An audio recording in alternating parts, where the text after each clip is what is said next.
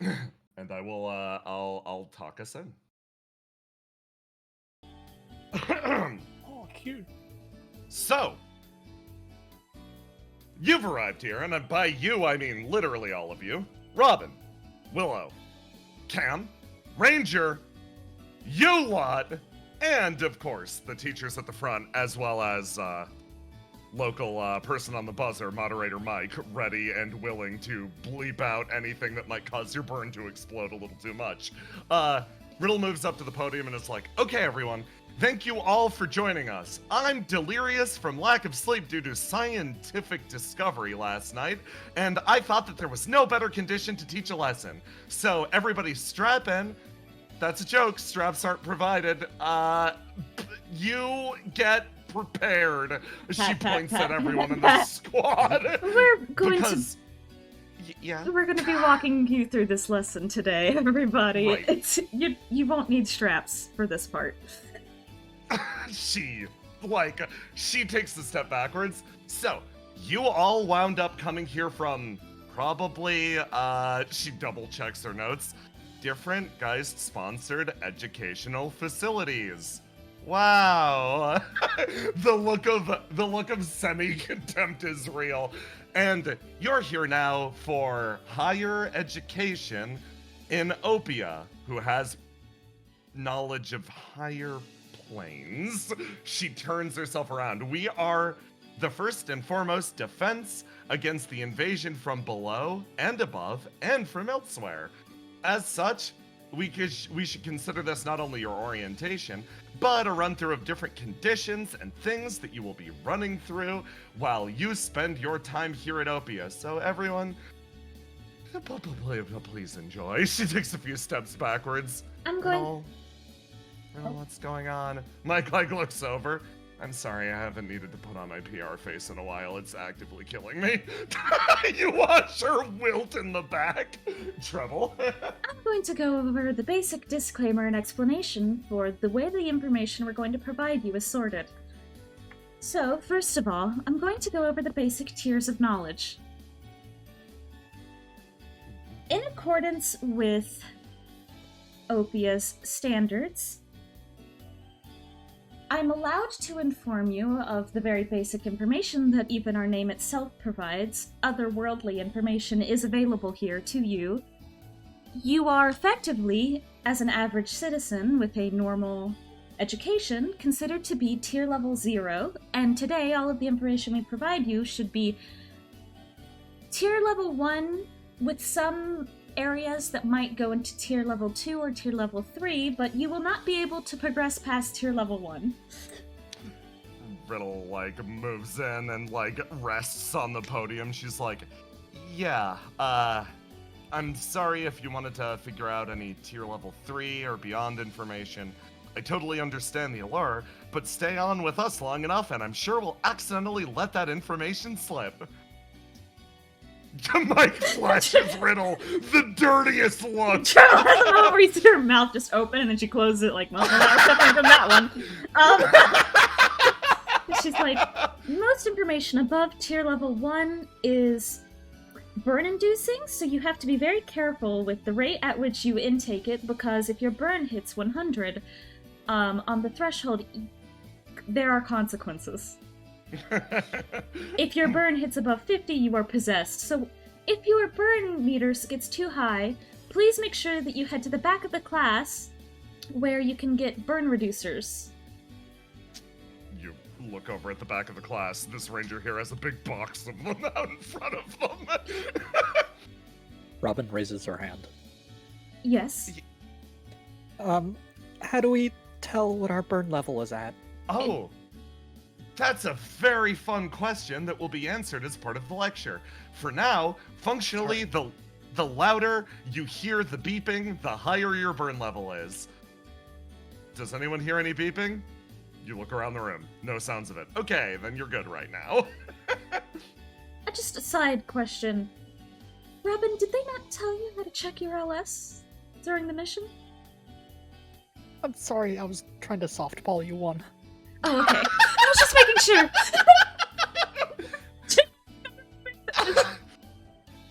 Oh god, god, did they never tell this girl that the entire missions that we've been doing with her, did no one tell her? She was like, there was definitely a moment of mortified on her face. To actually throw in a question from the audience, I'm gonna have Blue speak up. They put up their hand. Yes. What exactly are the tiers? Riddle, looks over at you. Well, it's like, different layers of information that are broken down. Almost think of them as different clearance levels. Like, the higher and more dangerous the information, the higher clearance level is required, right? Like, in any organization, particularly one with lots of dirty secrets, the higher your clearance level, like higher flow levels for us, get to know a little bit more about our own internal operations. Normally, something like this is applied for the sake of safety, but in our own instance, the tiers of information are enforced on us against our will. We don't know who put them there, why they exist, but we know that there are a lot of negative consequences if you accelerate too fast, and those on a higher tier functionally draw more attention than those on a lower tier. Similarly, if you ascend from one tier to the next, for example, right now, Tier 2 information will cause all of you to ping burn, but once you ascend to Tier 2, that is no longer the case. Only things above Tier 3 can cause you burn. And our job is, well, obviously this results in a very complicated situation where information needs to be limited, but by the very virtue of it, I want to make one thing abundantly clear about our organization in general. You notice all the fake PR shit fall away from Riddle in this instant, as she leans up on the podium and gets genuinely very enthusiastic about what she's genuinely into. Information exists to be free, eventually. One of the primary goals of our organization is to find a way to free it and share it in a way that does not endanger your lives.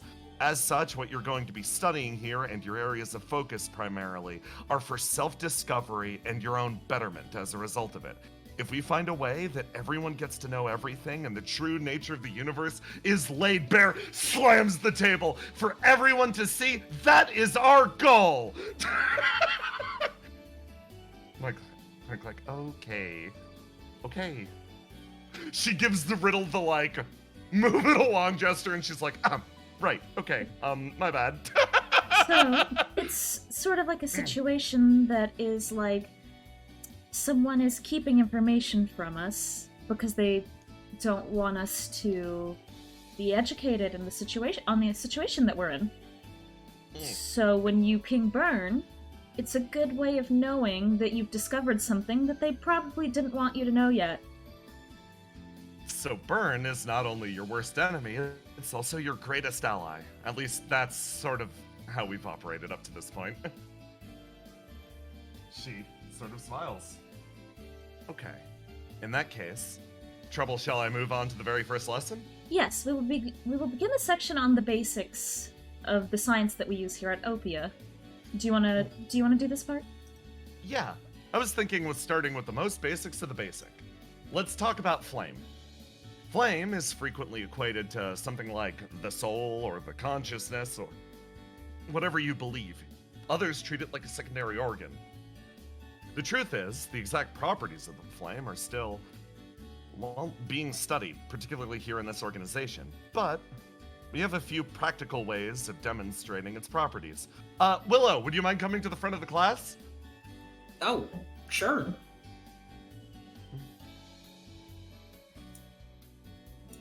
Okay, so, flame suffuses everything, and I mean absolutely everything.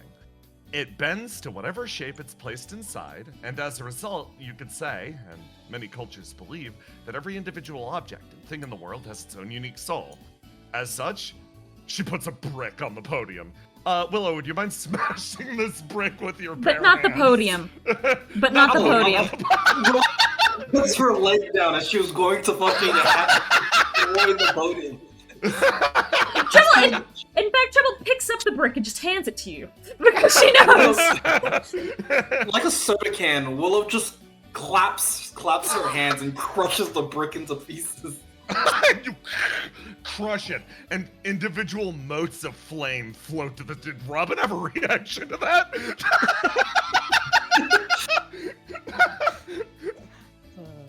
God, I wish that was me. You look at the front of the class. No one notices, but one of them seems to have noticed your sins. The rest of them seem utterly unaware. Motes of flame start to sort of emanate from the brick, and they float up into the air. Now, we are much like this brick in that Willow could crush any of us if she chose to, except for maybe Trouble and Mike, and I guess Camson. Mostly me and Robin.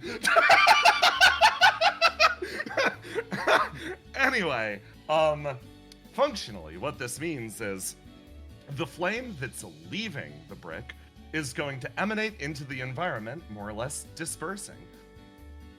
In terms of the amount of flame, different objects have different amounts or concentrations, with people having substantially more than most things. Riddle looks over to Trouble. If I may, can I isolate a segment of your flame? Sure. She sort of holds her arm out. After all, you're the one who discovered this next principle. She's going to... Riddle uses her ESP, and a big blob of flame floats out of Trouble's arm.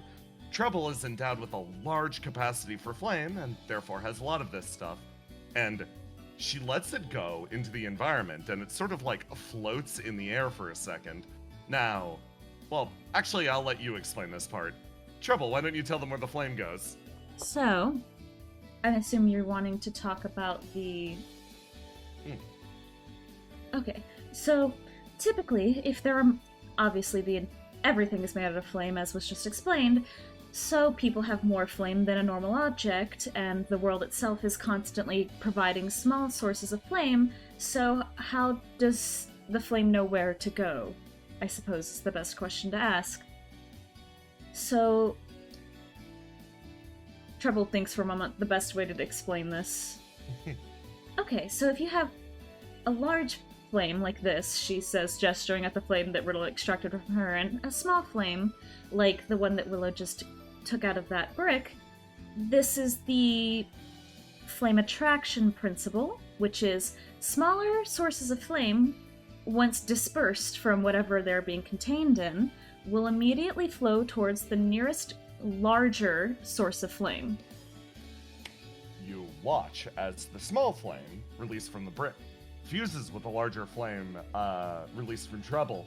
And then you both watch in horror as the flame floats over here between the two of you, and then basically splits like mitosis, and half of it flies into Trouble and half of it flies into Willow. What you can see happening there is the fact that we both have quite a lot of capacity for flame. You pat yourself down, Willow. It's gone. It's in you now. Willow raises her hand. Yes? So, just to clarify, if I crush a brick, the flames get scattered to the biggest source of flame, which could be me? Well, it depends on the space you're in, I assume? She says, looking over at Riddle. Yeah. If I could extract a little more of your flame, I could actually do a good example. She allows it. She does it, and then she sets it up over here. And then she takes a few steps backwards, places herself back here, and the flame sits in the middle of the room. And you notice this time, instead of going straight over to either of you two, it disperses into the air and then just seems to be sucked into a combination of the walls, the floor, and otherwise disappears, just vanishing seemingly into the environment. 3 guesses where that's gone. I look at the chat and wait for their guesses to flow in. Is Willow now... Yellow asks, is Willow now part brick? Riddle, unhelpfully. Oh, you go. You've got the answer. Trouble, like, are you part fish because you ate salmon for lunch? Riddle leans into the mic. The answer's yes. Yes.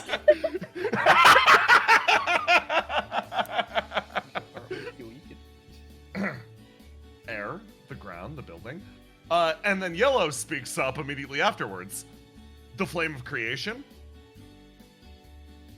And Riddle sort of spikes up. Yep. Yes. A flame. Do you want to explain the principle? It's your discovery, after all. You can explain it. She sort of smiles. She's like, a flame that isn't attracted to a single object. Think about it as you almost have a personal field around you that directly corresponds to how strong your flame is. It's not particularly large, but you will absorb any amount of flame from anything that you're particularly close to when it's destroyed.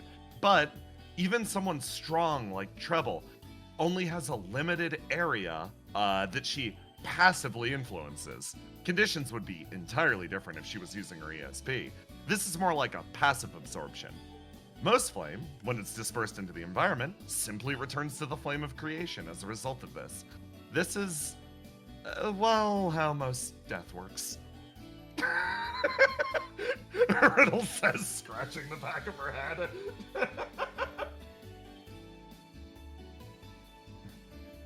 Okay. Finally. Oh, you go. No, you go. Finally, we have one more type of flame to discuss. Both of these flames were influenced by a person. Treble's flame was from Treble, the brick's flame was from the brick, but there is a third type of flame that we've been discussing and working with extensively here in Opia. This, Mike, if you would. Oh, yeah, of course. She moves her way forward and then... tiny little burst of flame just hangs there in the air. And it sits there, and it floats in a big puffy cloud. This is what we call pure flame. This flame is almost like, think of it like blood from a universal donor. While that flame that Willow received from the brick is not her own flame, it will supplement her body, but it will take time to functionally convert over and match her flame. The conversion rate, in other words, is somewhat poor. Pure flame, however, will automatically adapt almost at a 1-to-1 ratio whenever added to the body. So, as a result, it's an extremely valuable resource. There's one problem with pure flame, though. Even the slightest touch... Willow, do me a favor and just lean in and touch it. Willow leans in and opens her mouth to eat it. You open your mouth and you see, boom, the pure flame changes instantly. No longer being pure flame, it becomes willow flame and vanishes inside of you. You feel encouraged. You feel great. Functionally, think of it as something that's incredibly delicate and one of our most valuable resources. The flame harvested from your day-to-day activities in Opia is functionally thrown through a special device we have to recycle flame to purify it into pure flame to begin with. So, thanks to your daily emissions, your contributions add to our percentage of pure flame. Thank you all very much. You signed the waiver. Also, just so you know, your body is going to release ambient flame no matter what. It would just not be being used. Trouble says, Yeah. like, okay. Trouble in PR mode. Yeah, Trouble like, I need to control for Riddle 24/7. Similarly, a good way to put it, if it helps clarify, is think of your body as a mold that molds your flame into a shape that is uniquely you. So, pure flame is just unmolded flame. It can be molded however. But if you try to take flame that is used to being in a certain shape, and then try to convert it into someone else's shape, it takes a long time and you lose flame to do so. Exactly. It's thinking of the body almost like a mold is a great way to consider and wrap your head around flame. As such, every physical object in the world is similarly a mold for all of the flame it contains. And we'll talk about what you can do with that later. There's some wild stuff, because so long as you have what came from the mold or the mold itself, trust me, you can accomplish some wild things. Mike like speaks up, it's like, so yeah, that I think covers flame. Treble, do you want to handle elements? Yes, I can go over elements in the elemental triangle. Thank you. Okay. Riddle. She's gonna pull her aside a sec. Hey, Riddle, what if you cut it out? Hey, Riddle, none of that face right now, okay? You're scaring them. You're scaring the students. So, this might be something you've heard about ambiently while being around Opia, or heard on, I suppose, online when different flow agents have talked about it on stream. But every person has what we call an elemental triangle. The world is made up of elements. There are 4 main elements, but 3 is typically what we refer to. There are the 3 elements. There is gravity, humanity, and dreams, with flame being the 4th element. Think of it like... Roma, I'm gonna use your asset. Yes. I'm very excited for this. Hold on, give me a hot sec. And this will be used a second later. Sorry, we've got production value, guys. Get ready.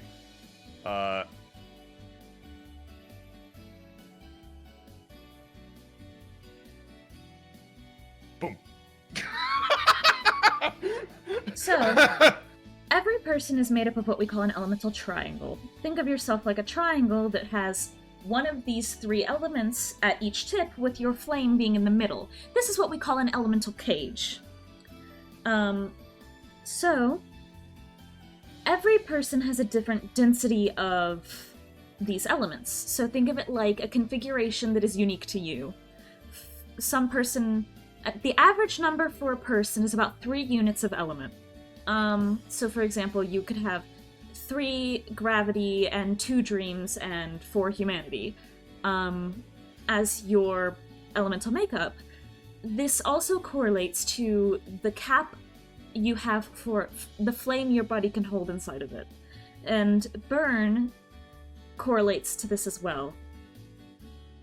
So, Treble thinks for a moment, trying to figure out the best way to word what she's trying to say. For a normal person, you would have these 3 elements, but things outside of people are made up of elements. For example, there is a cactus garden in the main garden for Opia that we had for quite a long time because that was how we distilled humanity. You can find elements predominantly in different aspects of the world. There are different things in the world that have higher densities of a specific element. You can distill elements through, well, we call it the humanity distillation phenomenon, but it effectively boils down to... You look at the front of the room, 3 guesses who named that. Wow, sinister. It started as the Humanity Distillation Project, but after that appeared on our finance reports enough times, Dr. Verona told me to change the name. She smiles and lets you continue. So, there are various different things in the world that oftentimes here we use plants. We have a large greenhouse where we grow plants that are high in gravity, dreams, or humanity. And those are the plants that we use to make burn reducers. But there are other ways to get this. Most objects have some ambient amount, but it's less than a unit. So most objects will have like 0.5 dreams, 0.3 humanity, like just an ambient amount of a unit, but typically less than 1.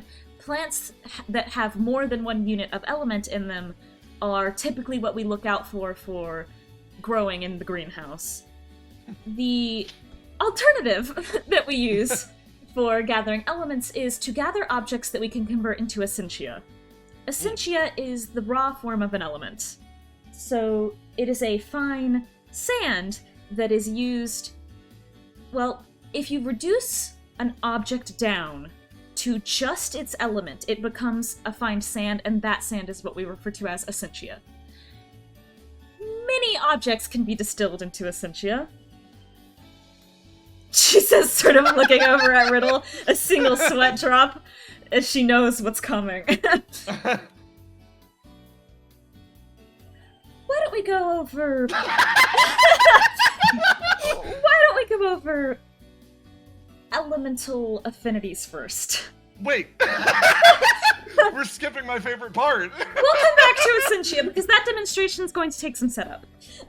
Fair enough.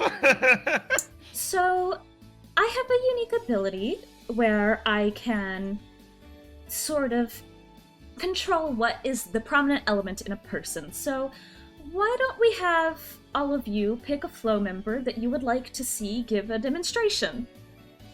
Ooh. Oh my god. I have a suggestion to tie Robin into this. Why don't we... Riddle will actually, like, speak up and go,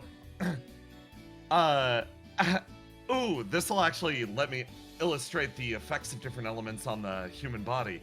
Why don't we ask Robin to come to the front of the class and they choose which of Robin's elements we tweak? Alright, if that's alright with you, Robin. Robin, do you want to be experimented on? Oh god. This happened in a dream once. Sure. Yeah, no problem. Okay, chat. Also, I'll let you know, the alterations that are going to happen are temporary. You don't need to worry about it having lasting effects. Okay. Up here, chat. You know what time it is if you played or engaged with Immortalize. It's time to vote. Which of Robin's elements are we gonna yoke out to see the effects? Again, I'm just gonna resolve this with the naked eye. I'm gonna take my best guess. Chat, Robin will never be ballin'.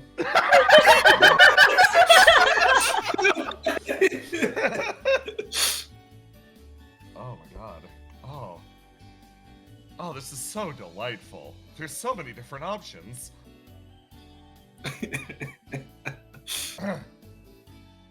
Gravity's one. Yep. Oh god. Okay. 3-sided coin time. I'm gonna flip the 2-sided coin. Okay, gravity. So first thing, Treble. Yes. You realize something about Robin. This girl's humanity is yoked the fuck out. To begin with, Fascinating. her humanity stat is huge. That is worth registering. Because I'm about to change all of your elements into gravity, which means your gravity stats are about to be yoked. Okay, so in this demonstration, I'm going to effectively make it so that every single element on this girl's triangle is gravity, so that you can see the effect that having a high gravity element would have on a person. Alright, are you ready, Robin? Think so? Alright. You see some instruments appear just ambiently to the side, and they start playing music. And as the music plays, you feel your body change, but not like physically, like you're not like growing your hair or anything. You just feel like a shift. It's like you're listening to the music, and you ever get caught up in a song to the point that it makes you feel like you're in a different mood? It feels like that. Your humanity functionally dips, and a lot of your emotions, your anxiety, etc., actually falls off in favor of this almost like eerie, ethereal disconnection. Riddle sort of moves forward and while you're singing and is like, functionally, what's happening to Robin right now is Treble is altering her body to be focused mostly around the gravity element. Now, I want to ask a question. Do you think this will make her heavier, or lighter, or something in the middle? What do you think? I'm gonna wait for chat to give responses.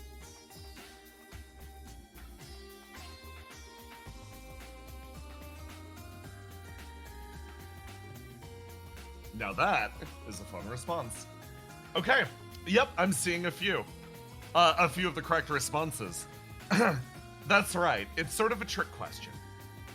While her gravity has been modified extensively, while it's been pushed to sort of a limit, This makes her neither heavier nor lighter. It gives her more control over her own relationship with gravity. As such, Robin, I want you to decide, do you want to be lighter or do you want to be heavier? You could jump around the room, or you could slam through the tiles. If you slam through the tiles, don't tell Verona I told you to slam through the tiles. I was gonna think about floating up into the air like that pretty pink lady. You do. You do. You just do. You float and boom. Move your way around the room. Trouble has the dawning realization that if she stops singing, you're gonna fall onto the ground.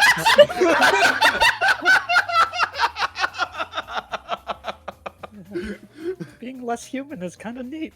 Right? Riddle thrilled in this exact moment. Yeah, Trouble's also thrilled by that statement. Mike Willow, would you be ready to, catch her? Oh, sure. Hold on. Yeah, absolutely. Oh gosh, she's Okay, drifting a little bit. She's drifting. Someone turned the AC off. I'm getting sucked in the vent! Wait a second. Hold on. Riddle actually pauses. Oh god, something horrible is about to happen. I'm so sorry. Riddle's going to roll to do. Yeah, okay, that's a high enough roll. Riddle pauses, looks and goes, oh my god, wait a second. She crawls across the ground, jumps up on the table, climbs up, grabs Robin's hand, it's like, Robin, I think this might be the beginnings of something here. Hold on. She, sort of yanks you down and, places you. It's like, I wonder if the flame in your body is almost acting on that earlier principle that we discussed. If it's being pulled towards the flame of creation. If we did this experiment near the flame of creation or a large area of flame. Ooh, let's see. Float in the area nearby Treble to see if you're pulled towards her. Hop, touch. Okay. Pardon me. You float up and around, and indeed, it's like there is a light tug around Treble that, makes your body arc and sort of float and hit the wall, and Riddle's like, fascinating. I'm definitely Can someone get feeling attracted. her, please? Oh, yeah, I'm so sorry. Trouble says as she stops singing. She's like, Brother. Trouble has been sitting there like, yes. Riddle is feverishly writing something in the corner. Okay, so you can sort of use the flames inside someone as a principle of attraction. Okay. Sorry, major breakthrough. Anyway, where was I? Elements. Yes, so Right. that, if everyone could, if you could escort Robin back to her seat, that would be wonderful. Yes. Yeah, let's go, Robin. The principle, yes, the elements. Okay. It's just like, okay. So, you can see the elements, if they are... The quantity of an element that you have actually has an effect on your day-to-day life. And how your natural configuration of an element and which ones you have affinity towards have a certain effect on, well, aspects of your personality and aspects of your everyday life.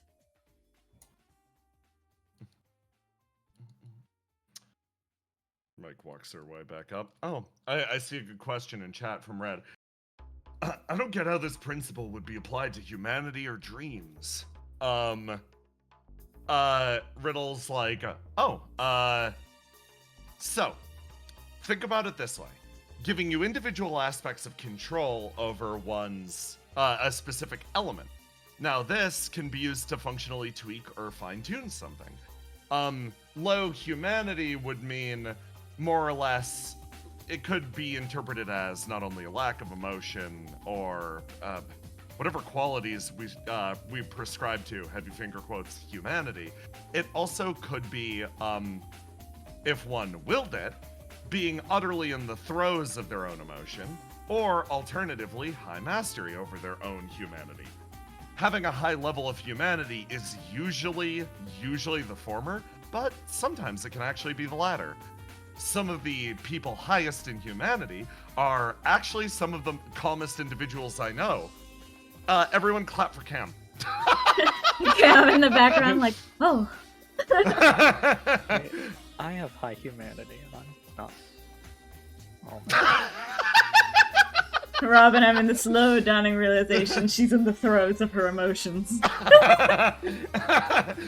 To boot, dreams, on the other hand, is actually a fascinating one. On a very practical level, it's tied to the ability to lucid dream as well as control one's dreams, but most importantly, dreams as an element does actually most directly correspond to the usage of ESP in itself. Now, humanity does as well.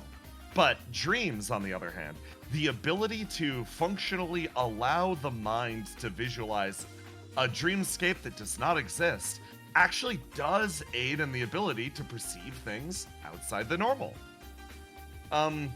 Most of our highest power espers are actually pretty high in dreams concentration as a result of this. Beyond that, dreams can also be associated with flights of fancy, imagination, and otherwise. Imagine having a switch that could make your mind run wild or visualize things that it wasn't able to before. If someone describes a shape beyond the realm of imagination, those with high levels of dreams can sometimes simply imagine it. She sort of sits there, she's like, I hope this has been illustrative. The elements themselves are best described as markers. They are measures and meters of different things, first and foremost. Being high in an element just means you have more tactile control over it. She sort of leans in. Trouble, is it time? Yeah, trouble as the explanation started winding down, realized, and slowly realized, oh, it's time for the Essentia demonstration.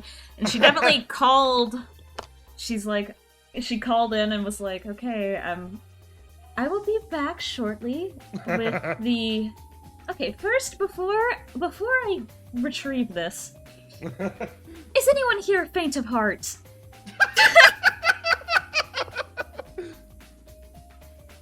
Doesn't look like it. Alright, so this demonstration might be quite shocking. So before I go and retrieve the object that we will be turning into Essentia, I would like to forewarn all of you that what you are going to see is not a living person. Green stands up and leaves, according to chat. They're like, I'm gonna wait outside a sec. Oh, are you getting the bodies? Yes. This is not a living person. Think of it as something equivalent to a mannequin that you would see in a clothing store. I will be back shortly to begin the demonstration. Trouble disappears. Trouble, you vanish. Riddle moves forward. You guys are gonna love this next part. Isn't that right, Willow? She's calling you out specifically. You know, I was skeptical at first, but then when I got it explained, it didn't feel so bad.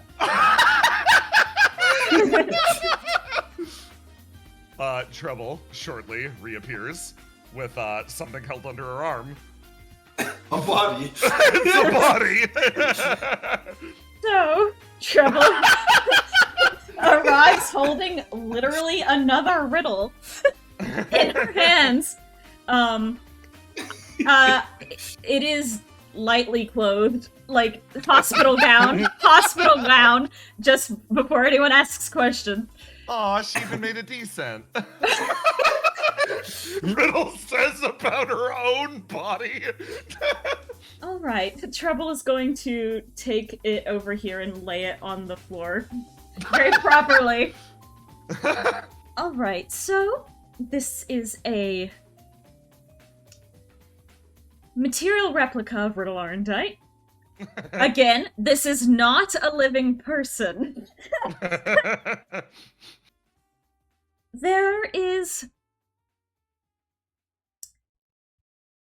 The things in the world that have the highest density of elements are people.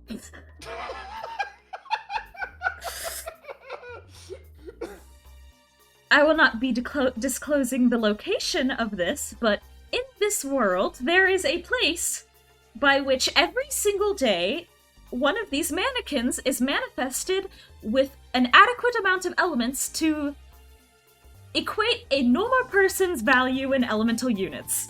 So, since these are just being left at said location, we pick them up and we bring them here because of their high density in elements. And we turn them into Essentia. It is not a very complicated process. Trouble snaps her fingers and completely vaporizes this Riddle Arentine. Willow raises her hands. Yes, Willow? Could you do that with people? This could be done with corpses, but we do not do that. Corpses do not last long enough in the world for us to do it. But if they did, we still wouldn't, she says, putting a hand up. Riddle, like, actually throws an arm around Trouble and is like, well, to some extent, you do it with people, just not for this purpose. She beams at you. Why don't we show it off? On a person? Yeah. So, to clarify, I have an ability that directly turns people into Essentia. I can then move the Essentia through the air and reconfigure a person's body into its proper shape. She snaps her finger and Riddle teleports from this side of the room to the other. She teleports over there. You see, and now with your big strong science brains that you're aware of, you see the process in real time. Riddle explodes into sand. Explodes is a harsh word. It's more like a breeze collapses. A breeze goes by her, and as it hits her body, it just disintegrates. And you watch as her flame actually darts across the room, arrives here, and then that breeze reconstructs her around the flame. And she just touches down and is like, ta-da. What I did to this mannequin on the ground was I simply did not reconfigure it. Oh, so that's how you teleport. Yes.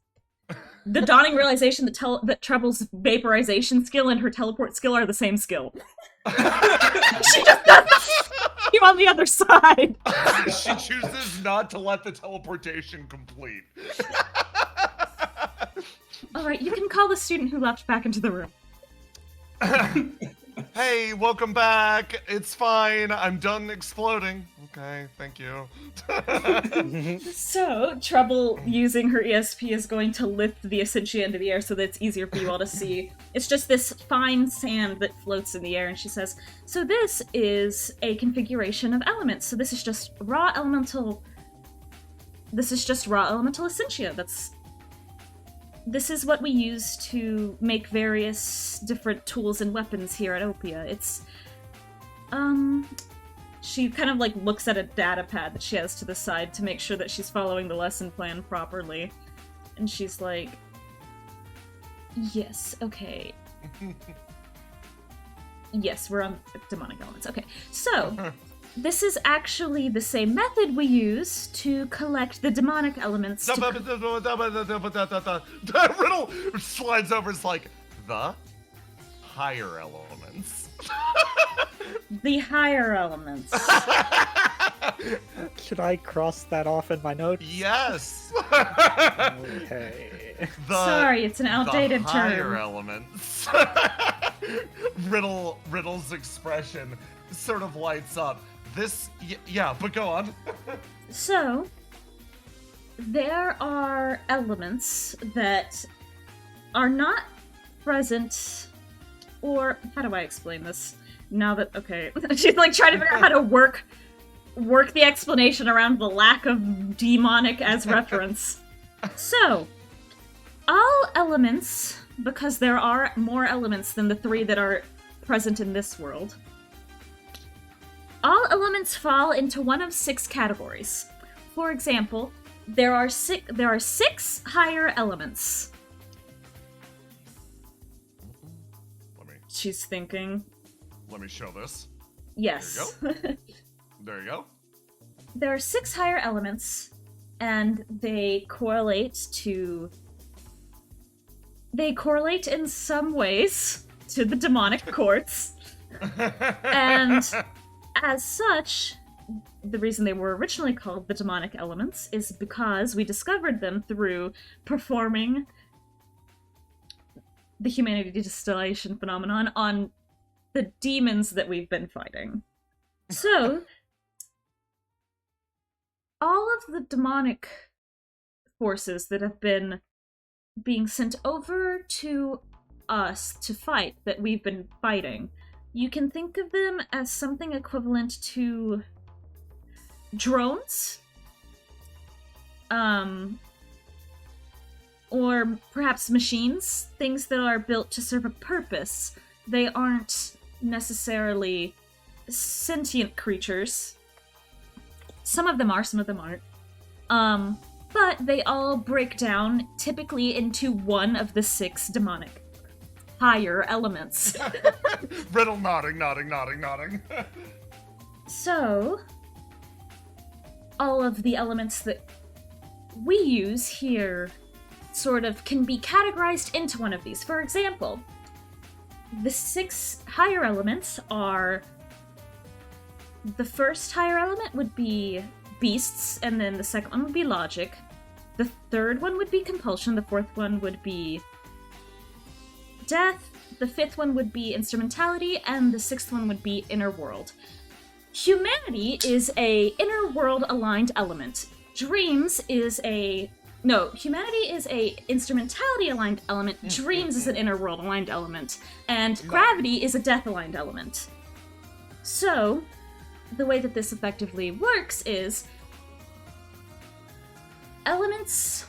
For example, if I were to take a element like dreams, and I had 1 unit of dreams, and then I had 2 units of inner world, that dream element would just become inner world element.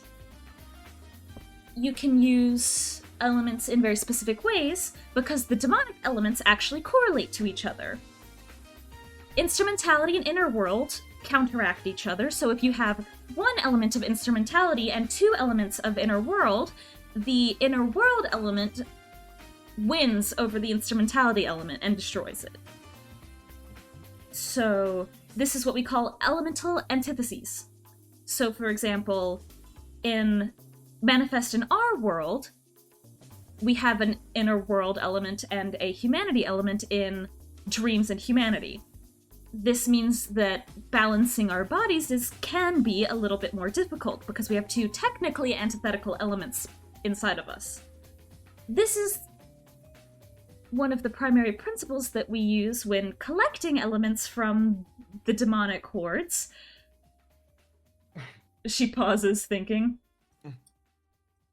We collect elements that correlate to different demonic elements because it helps assist with our combat directly.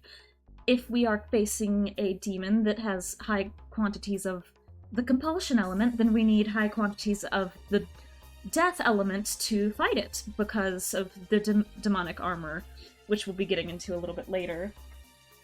A higher amount, to be exact. Functionally, just think of it as the higher number wins. Yes. That's simple.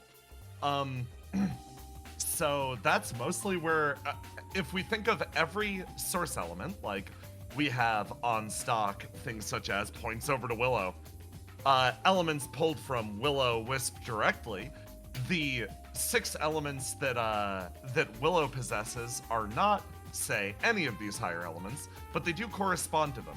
Think of these 6 as greater types of element, with individual articulation, like humanity and dreams, as individual versions of those elements.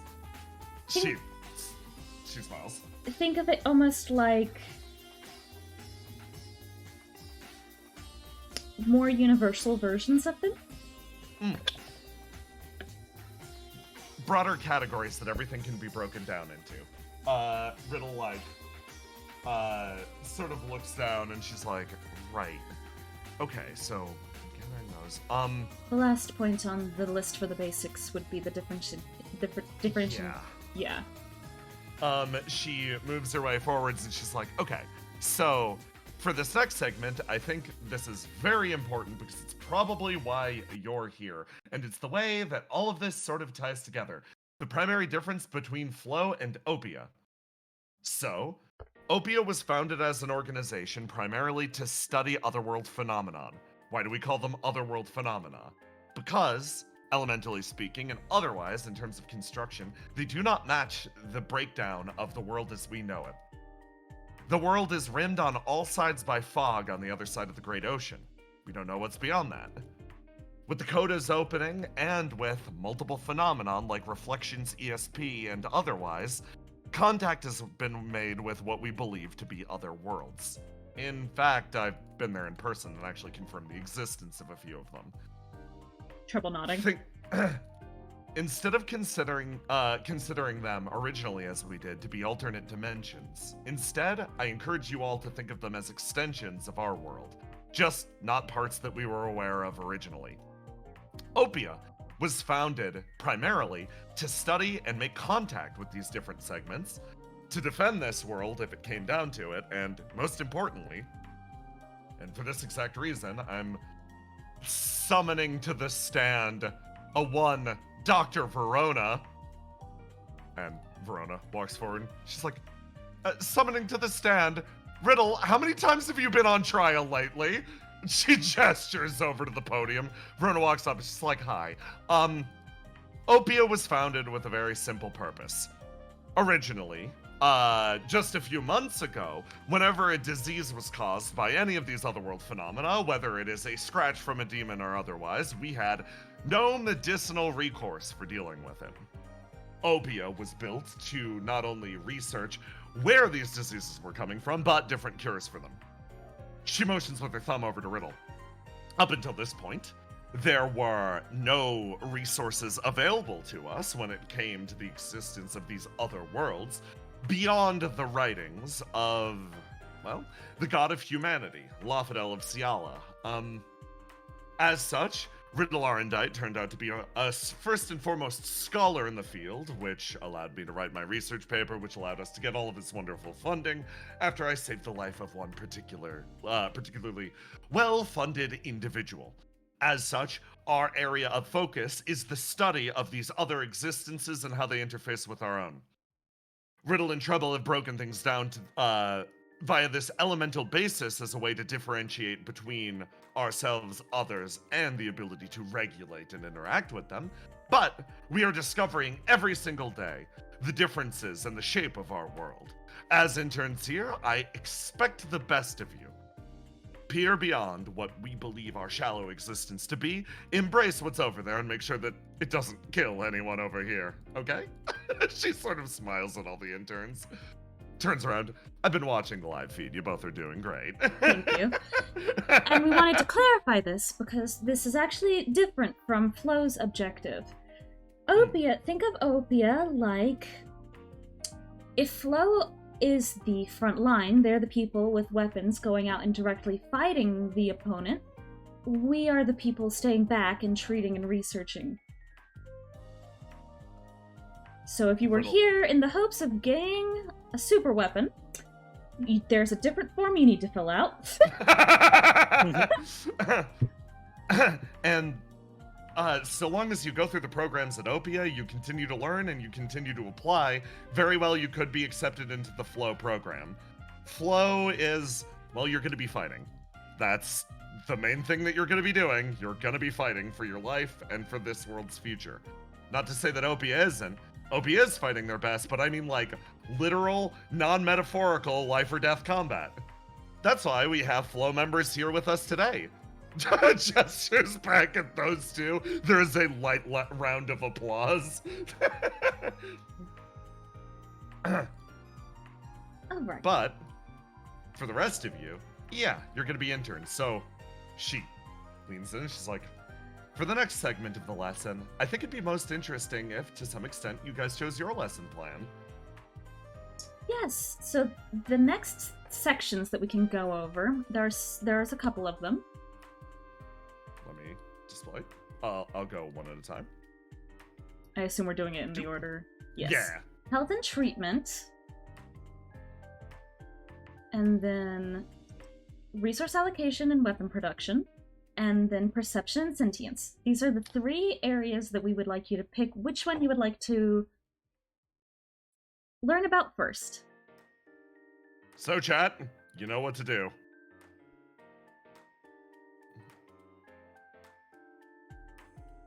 Hi, chat.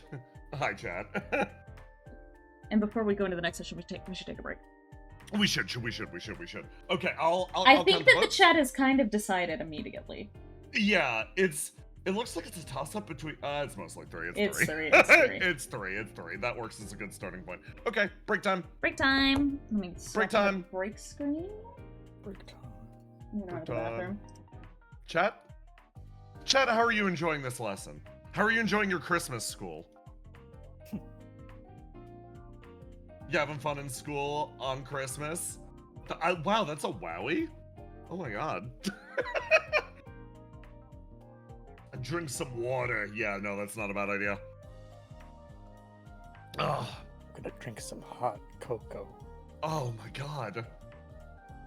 How very Christmassy.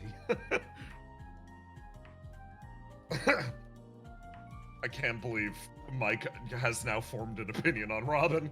Oh no. I forgot about that. She saw. She saw with those big old eyes. Can you blame her? No. AmeriCora, thank you so much for the subs. 5 entire creatures Wow. unleashed into the environment, Yeah. feeding on birds and slimes. That's enough to breed a stable population. That's incredible. Didn't they release like 5 wolves into Yellowstone and it totally completely changed everything for the They- better? For the better, yeah. They released one riddle This is- into yeah, this is Obia, like the and it opposite. changed everything. Really. She started biting people and turning them. That's where all the riddle bodies Bodies- come from. She is multiplying.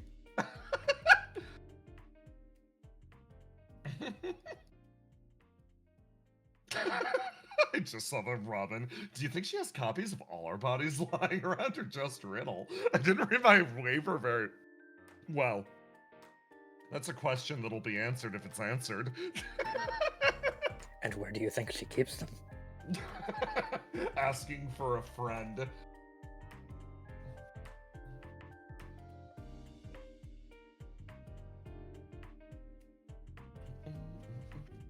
First reflection live stream, let's go! Well, let's go, Riddle Riddle getting boy. disintegrated! Let's go. Where do they got the spare riddles? Her biting and turning the interns? Let's find out together, chat. Let's find out together, interns. She's been unleashed in the building. Run.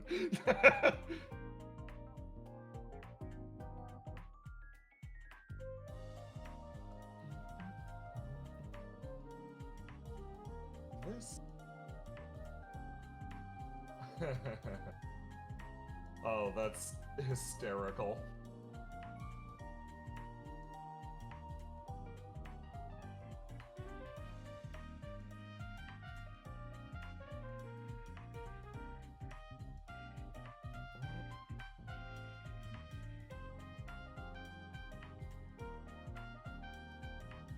Oh, lovely.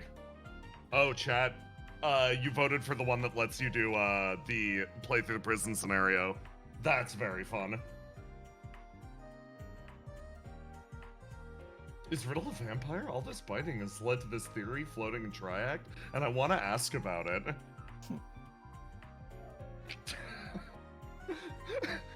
Riddle. Officially addressing the allegations. No, I am not a vampire, but you don't need to be a vampire to be enthusiastic about biting. In fact, if you're a vampire, you need to do it as a point to survive, and it's not something that we should judge or make fun of. I do not bite for those reasons.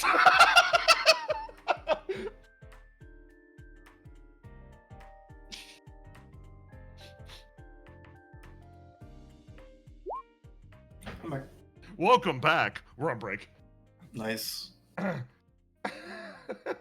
Riddle PSA about biting. Why do you bite then? Like I said, if you're a vampire, you're probably not biting for enthusiastic or hobbyist reasons. I would say that I have a personal investment. It's a hobby of mine. Riddle is meant to be teased. Listen, I'm willing to stand at the stand and address the allegations for as long as I need to.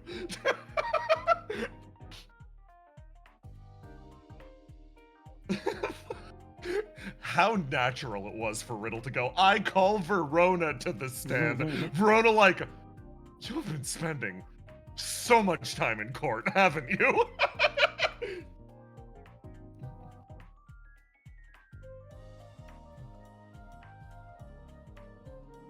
It's good to have hobbies.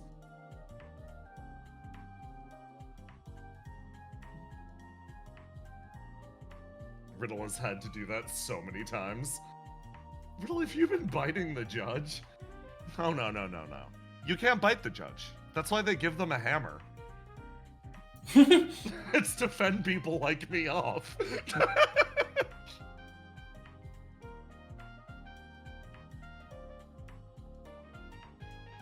Speaking of triac rumors, like you biting people, is it true that you have the constitution of paper? Yeah, I think that one's unfortunately true. Originally, I was going to push back and say that it's a little stronger than paper, but have you ever tried to rip a piece of paper in half? Especially if it's folded over many times. All of my daily training, my trials, my tribulations with Opia, everything that I've done with Flow, I've become a paper that's been folded 3 or 4 entire times. Do you know how tough that is? Next question.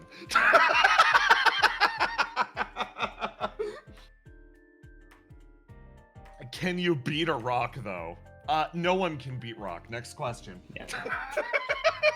That's known as the Riddle Killer.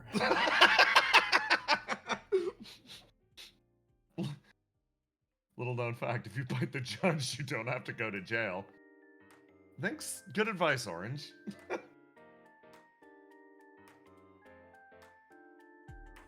Willow could beat rock. I think spiritually speaking, Willow is rock. So yeah, I think Willow could beat rock, but that's like if I threw rock and Willow threw rock. Brick is kind of like a rock, and she already. Yeah, she already beat that. Yeah, she really does. She beat it. Someone ask if Willow's a rock. Brick is the ascended form of rock. It is the strongest element. Is a brick far enough from a rock for you to beat it? My lawyer has advised me to say that I always beat it. You think Willow's original triangle, she had a high gravity, and that's why she could lift things really well? Dude, I actually have the answer to this. Holy shit, actually. Tiny like, wait a second. Romo, while you were gone, I've been having Riddle answer the allegations. I think it's going well. Oh god. While I wasn't in the room. All the company Keep lawyers. for you. Riddle, you promised you wouldn't do things like this without me or Verona present. You swore! After the 15th time you swore to me you would stop doing that. Mike is kind of dropping the ball under censorship. Listen, it's about censoring the things that need to be censored, not censoring everything, because if you censor everything, it sounds like she's doing something truly egregious, and I need to actually save it for the truly egregious stuff. There's an art form to this. There is actually information that we need Mike here to make sure we don't actually say. Mike getting the validation from Treble lights up. Okay. You want me to take us off the break screen? Yes. So we got perception and sentience. So oh boy. I'll do the. I almost just turned the stream off. I'm so. Oh god. I'll do the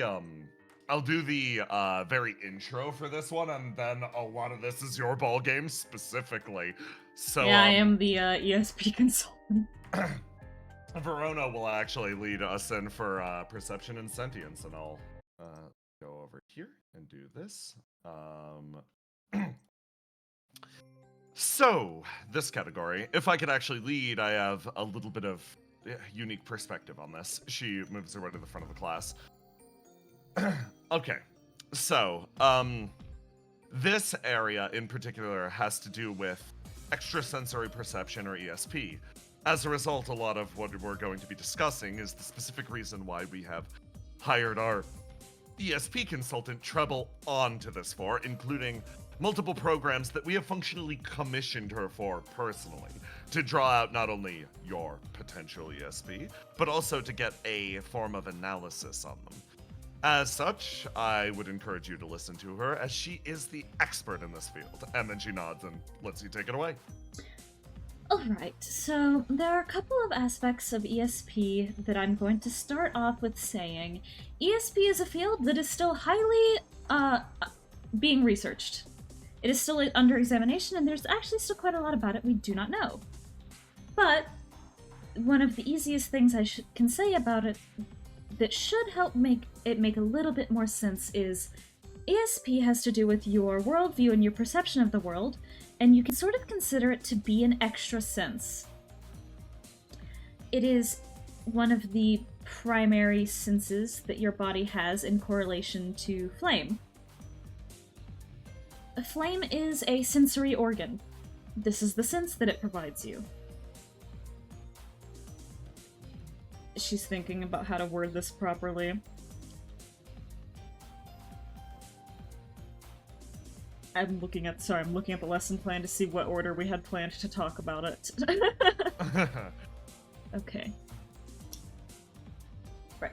So, most of you probably know espers from the manifestation espers that are placed all around the city and do most of the construction, but there is a certain extent that I am going... She looks at Verona almost for confirmation, like, am I allowed to say something that is going to cause issues with Geist? She sort of sighs and she makes a Mutz, cut off the mic gesture, and Mike is like, wait, and then puts her hands up and she's like, oh, okay, yeah, silent room. Yeah. Mike shuts off the exterior feed and is like, yeah, you're clear, go for it. So, Geist has a program that allows people to become espers if they take medication. And I believe you have to take an aptitude test for it. The 10 types of ESP that Geist has made made the public aware of is not actually the full extent of ESP. ESP is actually something... I'm going to flip this around a little bit. She says, gesturing at the lesson plan. ESP is actually something that is highly malleable. If you take the Geist aptitude exam and they tell you that you will manifest manifestation ESP, they are creating a placebo effect that will cause you to manifest manifestation ESP. ESP is actually something that is much more free and loose. They have engineered a scenario where all of the espers that they allow to take the medication are people who are under the placebo effect. Functionally, it's interesting. What Geist does is they look for people that they believe will manifest ESP, Then they run them through a few courses to, well, get them in the right perspective. And in terms of those pills, it's not like they're giving you sugar pills or anything like that. Those pills actually do contain different, let's call them other world elements, or what is functionally essentia. If your burn is too high or too low, they'll give you a course of pills to get your burn to the magic number, because there is actually a magic number for developing ESP. And while you're in this state, they do exactly as what Treble was describing, and they tell you, you're going to develop ESP of this type, try to encourage you in that direction, and lo and behold, you get that form of ESP. So, they effectively have courses of burn inducers and burn reducers. Where they keep you at a specific number of burn, because if you do that for an extended period of time, your ESP will temporarily manifest, but once you stop taking the medicine, it will cease. The 10 types of ESP that Geist has created are very versatile, but they are limiting. They are preventing you from manifesting your genuine ESP, which typically you could have manifestation ESP, is going to be shaped to your worldview. We have courses here at Opia where you can be evaluated for what type of ESP you are likely to manifest, but it is not going to be as intensive as you're going to get pyromancy or you're going to get manifestation. No, it's going to be more, your ESP is likely to lean in a self-implemented direction, or in a direction that affects the world around you. It's going to be more evaluating it so that you can have something to focus on, rather than trying to force you into a hole. We aren't here to manipulate the way that your ESP manifests. We're here to help you manifest your own personal ESP. ESP genuinely does thrive in conditions of trial and tribulation.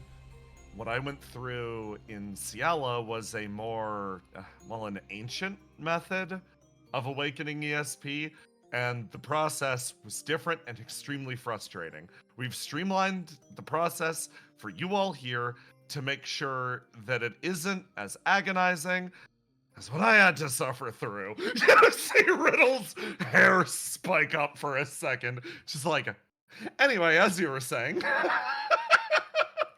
So, did you have a question, Robin? Oh, yeah. But why does Geist want to do that to us? You see Riddle. You see Treble. You see Treble's eyes dilate as she's like, Treble has opinions. She also wants to be like this, but she's also like, oh god, the PR. Oh god, the PR. Mike starts to speak up and looks over at Verona, and Verona moves forward, sort of shoves Riddle lightly backwards, and is like, think about it this way. Geist has a methodology in which they already provide a limited number of professions or vocations that you can take. In terms of what you can pursue through their various collegiate programs, there is a limited number of useful tasks that Geist considers to be beneficial to society. As a result, they don't teach things that would go outside their direct purview. You could think of these 10 types of ESP as the 10 types of ESP that are useful to Geist. And whatever opinion you have on that is your own. You should also consider the fact that perhaps they want to manage the amount of variables they have to put up with. Verona's grabbing Riddle by the face and keeping her silent. So perhaps they want to make the general populace perhaps more manageable for them to control.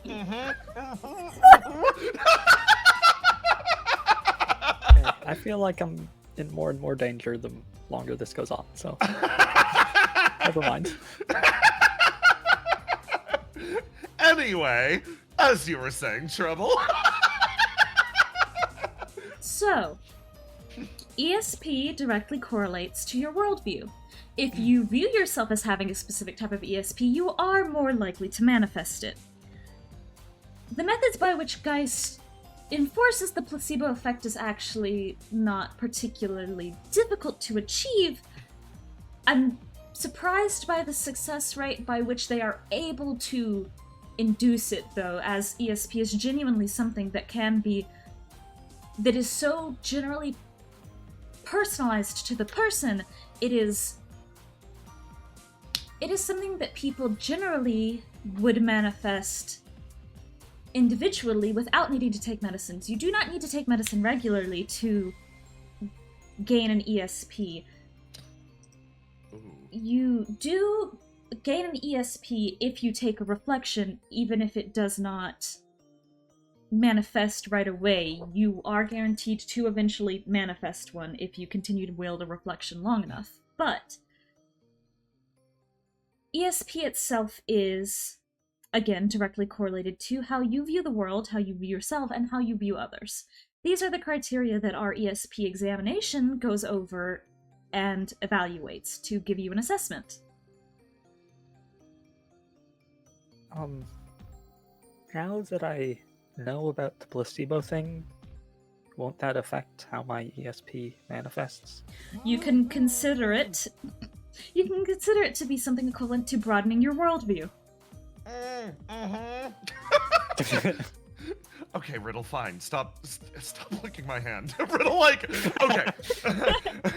Riddle's like, yeah, functionally, if you know about the placebo effect and you're upset about it, think about it as an extra sort of turbocharge. Like, the placebo effect, and knowing that somebody's trying to manipulate your worldview, doesn't that create emotions? Doesn't that, like, make you want to do something? Doesn't that make you want to throw a brick? Alternatively. Have you heard of the saying or the theory of, once you've seen the future, that future can no longer occur? In, like, fiction? No. Like, there's a theory in fiction, typically, that if a character sees a glimpse of a future, or sees a glimpse of a future timeline, them knowing that fact alone makes it so that that future will never happen precisely as it happened in that original vision, under the assumption that the version of them that was in that vision was not aware of this, right? Oh my god, that would make such a good angst fic. See, Trouble, you know that gif of the person who tilts their head and blinks twice? She does that, but does not say anything. And she's like, so it's the idea, effectively, that I'm trying to communicate is, now that you're aware that they're trying to manipulate you, it will have an effect on your ESP, but that's not necessarily a bad thing.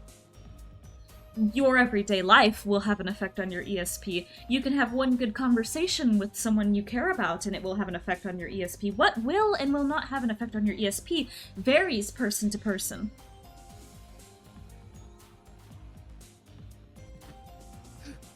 Riddle balloons up. She's like, yeah, so don't worry about it too much. I'll try. I'm going to go over the ESP examination, the prison scenario, and the whale song scenario next. These are Opia's ESP developmental courses. So, the ESP examination I've already touched on lightly is effectively an evaluation that you take. All flow operatives must take it before they take a reflection, since it's guaranteed that they will eventually manifest an ESP. But it is something that is available for most Opia members to take if they are interested. It is just an examination that goes over the basics I've listed earlier of your worldview, your opinion of the self, your opinion of the world, and your opinion of others. What you value about those things, and which aspects of them you seem more keen on. This allows us to have a basic idea of, oh, they're more likely to have a ESP that is focused on the world in either a destructive or supportive or analytical type. She's thinking, trying to figure out how to string this next sentence together. It's sort of like we're able to go, this seems to be your leaning, though it's not necessarily what will happen. There's an area for there's a margin for error here, so that if you are lacking in direction or you're not entirely sure, you're able to grab onto that easier. It helps guide. It's sort of the Geist is doing in a much more extreme version of this, where they're going, no, this is what is going to happen to you. This is like going, this is probably the vague outline that you will end up arriving at to help make that journey easier. Though, obviously, again, by knowing that, it will, of course, affect your developmental cycle, which is why we say this ahead of time. The prison scenario is then this is the second part of the ESP evaluation. So first you answer a set of 10 questions, and then you are put through the prison scenario. The 10 questions is to demonstrate what you will tell us directly, what ideals and opinions you hold that you are willing to externalize with words, and then the prison scenario is to see you put your thoughts into a physical implementation. You are given a set of prompts that you will react to, and your reactions will tell us likely how your ESP is going to manifest. Of course, this all has a massive margin for error. The whale song scenario is our ESP development program. This is different from the other two because those are examination courses. This is for developing your ESP. This is, if you have an ESP, a scenario that should, in theory, help evolve your ESP. And if you do not have an ESP, it is something that should, in theory, help you unlock it sooner. It is meant to challenge you and challenge your perception, to force you to come to realizations on your perception of the world. It is the original reason I was brought on to Opia as a consultant, and it is the primary reason that the AIs were originally created. It is a scenario that you go through alongside all 6 of the AIs. All 7 of them, but you typically only actively play with 6. Are there any questions? Let's see. Time to check chat.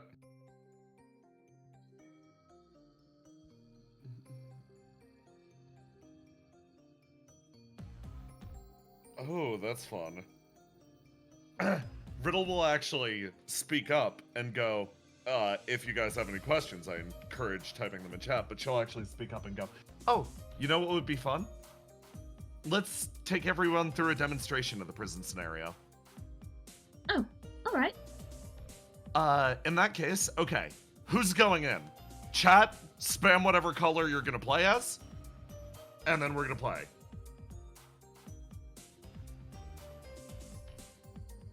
Which one of your options do you want to take? I seen a lot of red. Orange, okay. Blue. Red. Orange, green. Vlanoic with subs!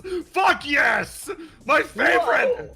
A lot of green, a lot of red. Seems like red is our primary choice. Yeah, it seems like red. Okay, so, in that case... Alright. Red moves forward. Yes, if you could step forward. You see Treble opening up her data pad and messaging Cast, like, could you prepare this present scenario for us in the VR lab? I'm on it. I suppose you will be receiving a live demonstration of what we were showing off earlier, Treble says, as she's about to teleport this person. Oh, geez, and you grab it, poof, disintegrate into dust, and then, chat. Again, if you played or watched along for Immortalize, you know how this goes. So, I'm gonna hop everybody over to the prison scenario. Everyone else is getting a live feed. Oh god, I have to run the prison scenario, I forgot. That's my thing, I run the prison scenario. I'll handle the 1, 2, 3s, you handle the GMing aspects. Okay. We go like this. I forgot, I made this. Yes. Right, what are the fucking... Right, yes. Okay. Yes, I'm going into my mode. Let me grab red and put them down. I cannot do any of the, like, transitions on the map because I'm Oh, yeah, I player. got it. Yeah, I got you. So, GM, take us away. Alright, so shortly I'm going to be turning off comms and you're going to be in there by yourself. You are able to do as you please. This feed is being sent to the classroom, just so you're aware. Once the scenario starts, we are no longer able to give you any assistance or help as part of the scenario. Are you ready? Yeah. Alright. Start by picking one of the 3 items in front of you, and then the scenario will begin. The comms click off, and chat, you are standing in front of this bench that is set into the wall. You are in a prison cell, and on the bench is sitting a pair of walkie-talkies, a crowbar, and a vanilla envelope. Crowbar. Envelope. Okay, chat, which one are you picking up? There you go.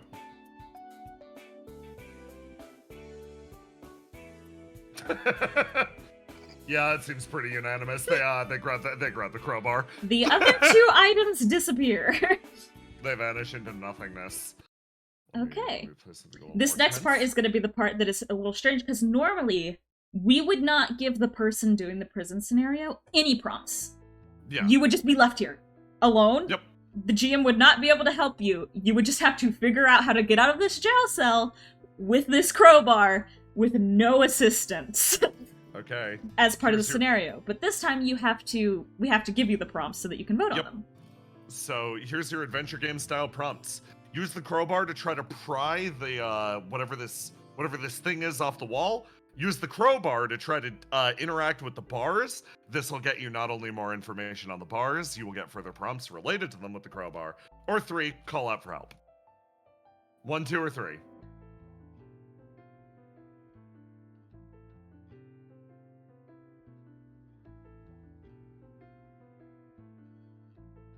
You guys are developing a very specific kind of ESP. Oh my god, okay. Looks like it's time for the 2-sided coin between 1 and 2.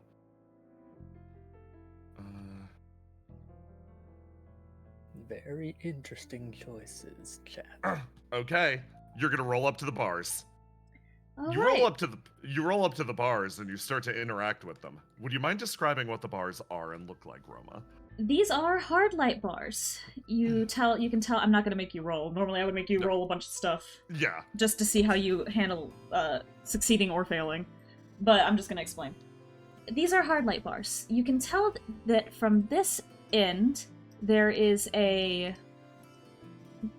light feed, and then these are actually not bars. It is one long zigzag that is of light that is being filtered through several different tubes in the ceiling and in the floor.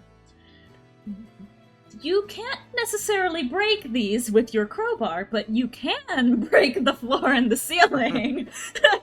So I'm gonna give you another 1, 2, 3. 1, again, rip the thing off the wall and use it to disrupt the bars in front of you. 2, smash up whatever devices you can find with your crowbar. Or 3, again, call for help. See if anyone else is in the other jail cells.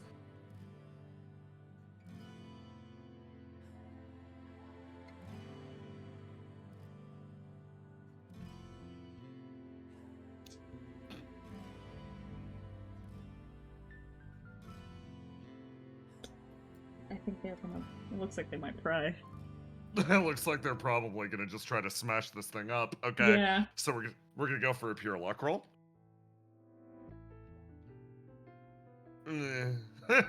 So, you hit the ground with your crowbar, and you see that it is. You hit the tile ground with your crowbar. But you didn't quite damage the contraption enough to cause the lights to go out in a way that you can get through. Okay. you wail on the bars for a little bit and you start to get frustrated. The dice aren't in your favor, so you decide to either change down the game plan or double down. Option 1. No, seriously, I am hitting this thing until I succeed. Option 2, this is all a simulation. Try to disbelieve it. Or, again, option 3, call out for assistance.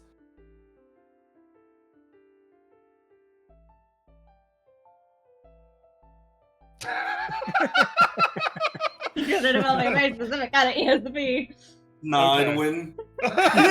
You double down and fail again. The options Options in appear. front of you continue. What do you press? I want you to know every single player had to do this. Yeah. If we were this mean about it. Yes. You continue to press 1. You fail again. You continue to hit it. You just keep whacking it with the crowbar. Guys, this is not happening. Do you simply continue to hit 1? Yeah, I love how in chat this is about what happened to Abe.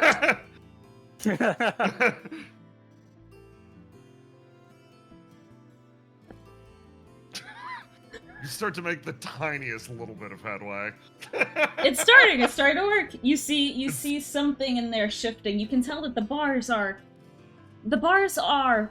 flickering, but you think if you tried to rush through right now, you might get vivisected. Yeah. So, chat, are we sticking with 1? They keep going! You guys. Robo, what happened? Never surrender. Okay, I think you've wailed on it enough. You've gotten 2 above 10, which is, I think what I'm gonna say is enough. So you break the bars here. This jail cell has been broken. You can freely enter and exit this. All of the other jail cells are still active, and there is a door here, and there is a control panel here on this wall.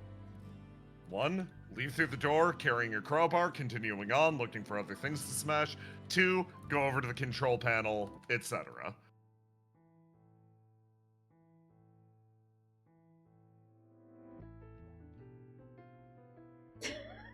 Didn't even break a sweat. Didn't even break a sweat. Okay. We go in this direction. You look up to the control panel. It's not particularly hard to tell what this is for. This is a control panel where you can turn off all of the bars. You can turn off all of the cells in here and let everyone out. Did they, Roma, did they meet the conditions for this or no? Tell me, chat, do you look in the jail cell at the end of the hall? Yeah. Or do you just walk up and smash the control panel? Do you just walk up and smash the control panel? Or One button, smash, just walk up, down, smash, option 2, investigate.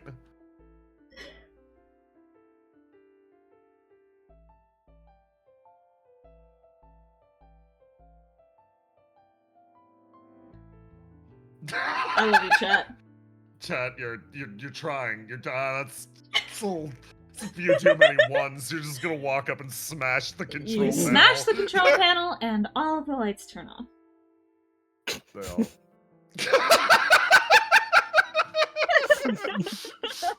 Oh my god. I love you, Okay. chat. Alright. Chat. Okay, they go into the next room. The door is unlocked. You can just walk out. You walk into this room. There is a slight flicker from down this way. You can see a light on what seems to be another sort of panel. You can see a light on this panel. There's a door here. You can tell that it's locked. It's the same type of door here, but the control panel or the hand panel is red instead of green. You're in this room. What would you like to do, chat? Your options are not particularly complicated. Investigate this top panel, investigate the bottom panel, investigate the room. Yep.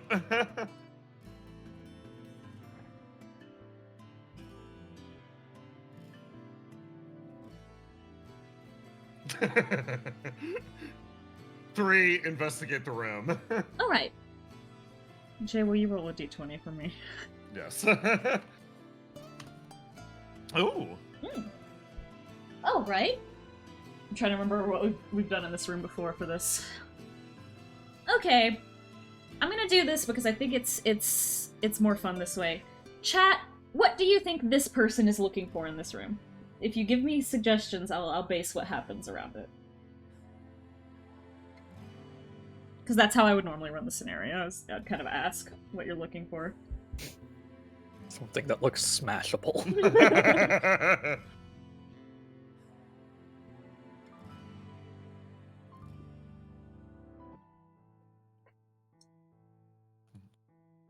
Okay, so They're looking. there have been That's a lot of there's been weapons. two things. So weapons, and yeah, mostly it's weapons. It's you want a locker. Oh Okay. my God. Incredible. Okay. So you go through the lockers in here, and you can tell that these are mostly lockers for workers or researchers of some type. There's a lot of like lab coat, work gear, suits that you're. There's like some wrenches, like there might be like a toolbox in here. But this seems to mostly be like you might find a mug that somebody got lovingly from their family. But it doesn't seem like there's much outside of this toolbox that will be of use to you unless you want to put on one of these really sick lab coats. You're sort of then pressed for the option of, okay, I have this toolbox. Which do you want to do now? Do you want to look at the panel with your toolbox? If this was a point-and-click game, you would now have the toolbox item selected. Do you want to look at one of the panels, or do you want to look at the door with your toolbox? Or, yeah, I guess. Do you want to? Okay, option 1, toolbox on panel. Option 2, hit panel with crowbar. Option 3, yeah. Option 3, that you can investigate the doors. Okay. Hold on. Let's give him a sec there. Okay. Oh God, yeah, the disagreement.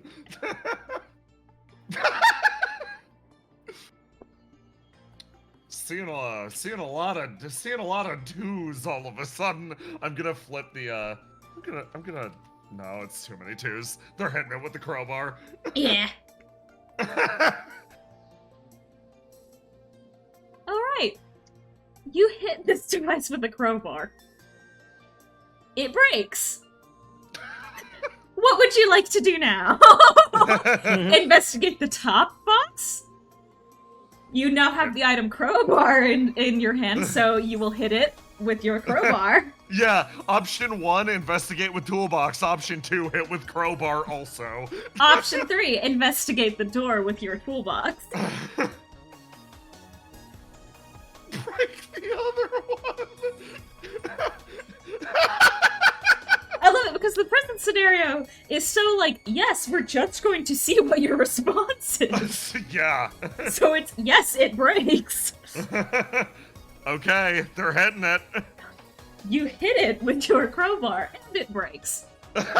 You hear a squeal, and then a ticking that doesn't sound like the audio is playing quite right, as the door on the other side of the room starts to shudder. And it starts to shudder, and the ticking gets more disoriented. You think that it might have started tick, tick, tick, like it's supposed to start slow and then get faster, but it's just kind of ticking erratically. What would you like to do? Investigate the door with your crowbar, or investigate the door with your toolbox? 2 is gonna be crowbar again, 1 is toolbox again. The door is shuddering, like it's trying to open and not quite making it there. Okay, a lot of 1s. 2 is your crowbar, 1 is your toolbox. Remember Yes. this.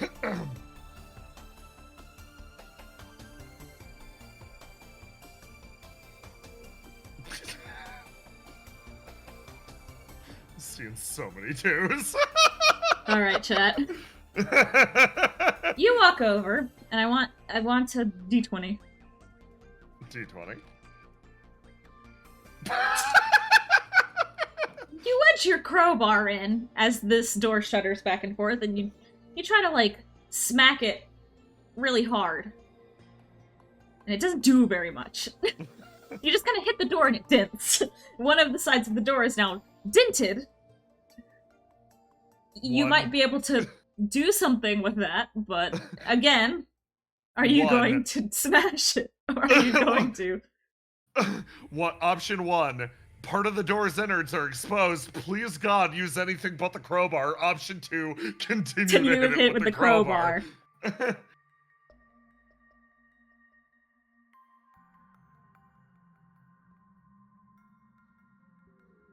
Yeah.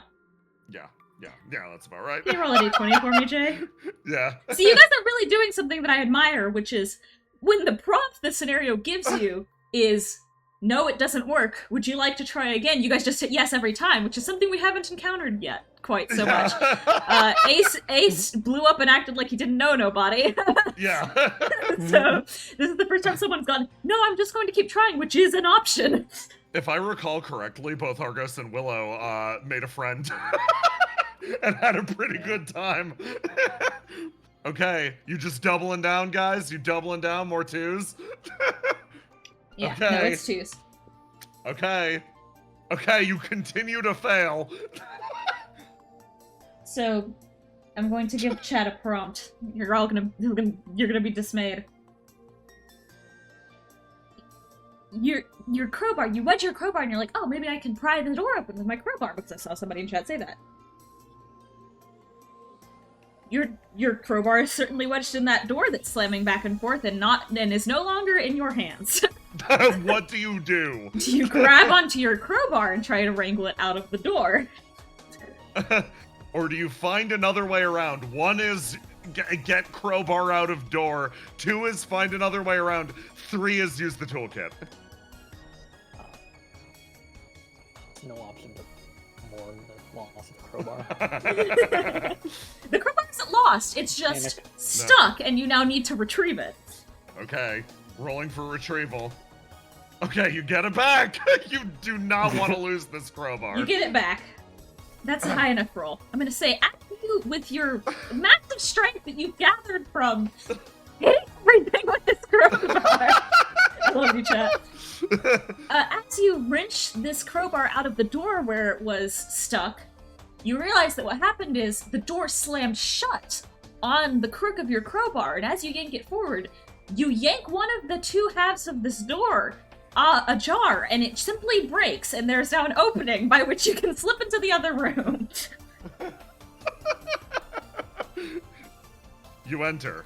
What do they see in this room? No, I just realized what's about to happen. Yeah, I'm just gonna put the 1 up here. Alright, chat. So you walk in this room, and there's a generator, and you think about it, yes, there was clearly, like, gear for working on this in the other room. You think that's probably what this toolbox is for, is probably for doing maintenance on this generator. You see that, for some reason, I would have no clue why, the security system is activated on this door. You think that there might be some kind of anomaly happening with the power fluctuations in this, I don't know, perhaps from several mechanisms in this building breaking, but it seems like some part of the power infrastructure from this generator has set off a alert, and the security system has activated. Hi, chat. I say, looking over and seeing your ones. 1, would you like to approach the control panel? Or 1, or 2, would you like to approach the control panel? Or 1, would you like to approach the generator with your crowbar? I think they know what they want. I've never seen this scenario end this way. Yeah. Why don't you roll for me, Jay? Yeah. Yeah. Guys, most people make it out of the prison scenario. Most people complete the scenario. The exit's right here. But in fact, you do not succeed in breaking the generator in a way that will disable the security function. In fact, you blow yourself up and the prison scenario simply cuts off.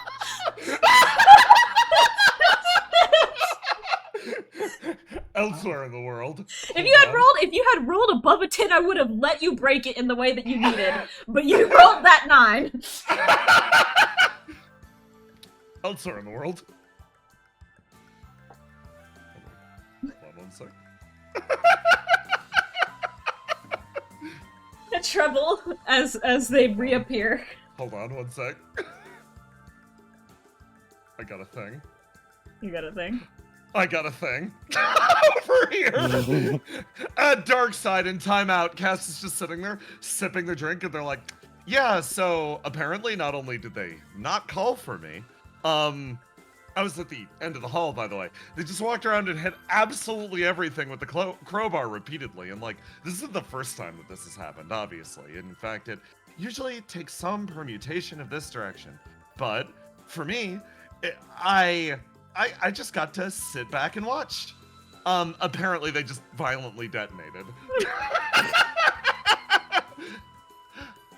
Okay, so does that mean they pass? Does that mean they fail? Is this a good or a bad thing? What did you two do? Leaning on the counter. Looks over at Argos. You called out, right? Yeah, and that's where I first met you. Yeah, no, it was actually extremely straightforward. We pretty much moved through. You can activate both the puzzles. You can activate both the boxes at the same time. We actually invented conjoined backstories. I was like a technician and stuff. Like, it was actually kind of a breeze. Yeah, we added a little RP because the game wasn't feeling immersive enough, and yeah, we got through until the end part. Till the, Theo thinking, so, if you had a crowbar, would you have hit everything with it? Looking over at Argos. God, what did Argos take? Did you take the crowbar? I think he took the walkie-talkies. I think he took the walkie-talkies. Yeah. Yeah, with the walkie-talkies. Crowbar is, kind of played out. Back over to Riddle floor. Treble warping back in with Red is like, and that was an example of the prison scenario. I will say, as impressive as that was, this is obviously no judgment. How you complete the scenario is up to you. It is not, there's no correct way to complete the scenario. So that counts as a win, right? Yes. Yeah, definitely. I don't think we're gonna struggle determining what type of ESP you're going to get. World destructive. Yeah, world destructive. Easy. Probably summoning a crowbar if I had to guess. So, there's no right or wrong way to complete the scenario. As you can see, it's actually, it can actually be a little frustrating, because the scenario is not just, for example, you could see there were several attempts to break the door before it actually worked. The scenario isn't necessarily here to give you some kind of enlightening experience or prompt. That's what the whale song scenario is for. This is just a scenario where you have prompts placed in front of you and we see how you interact with them in a vacuum. For example, in that initial room, the initial gel cell, if you take the walkie-talkies, you are immediately put into contact with the person who is in the cell at the end of the hallway. Or if you call out, hello, is anyone there, or help, or anything, the person who is in the cell at the end of the hallway will spawn in. This did not occur during the scenario we just ran through, because you can actually skip spawning them into the scenario. Usually, if you wind up calling out, you have a more cooperative style ESP. Like, for example, actually, Riddle looks down the line and is like, actually, for example, Willow, you were rather unique trial case. Willow sort of multi-track drifted across, like, every type of ESP. Like, simultaneously calling out, breaking herself out, smashing things, also getting assistance, using her brain. That was It was a lot. While Argos was a little more cooperative based. Yes. If you call out, it means typically that it's almost, think of it like you're given prompts and it's like, oh, I called out because I want to see if there's another person here. That means that your ESP might have some effect on others, or might have a effect on you based on other people. There are people who have manifested ESPs that are very heavily influenced on affecting the people around them instead of the world around them. There are people who have manifest ESPs that are entirely self-focused. Or there are ESPs where you draw from others to yourself. There are ESPs where others draw from you. You can draw from the world. You can do a combination of all of these things, which makes it much harder to calibrate the test. Similarly, there is also the fringe examples, which should be a surprise to no one. Ace rejected the core conceit of the test and walked through the glitching reality to the exit, simply leaving. He just said no. Yes. That is a scenario that we had planned for, as we were telling you that this was a simulation. The simulation did not... Mike's expression just goes stagnant for a second. She's like, yeah, that makes sense. The simulation did not necessarily adapt for some of Ace's more personal circumstances, and he went, this is just not how it would happen. and he was right, she says, putting her finger up.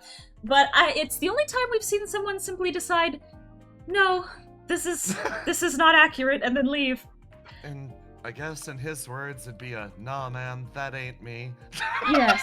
I was honestly very happy that we had programmed it to work for that. I saw that coming. I didn't know who it would be, and I went, we should put this in just in case so that people don't get hurt.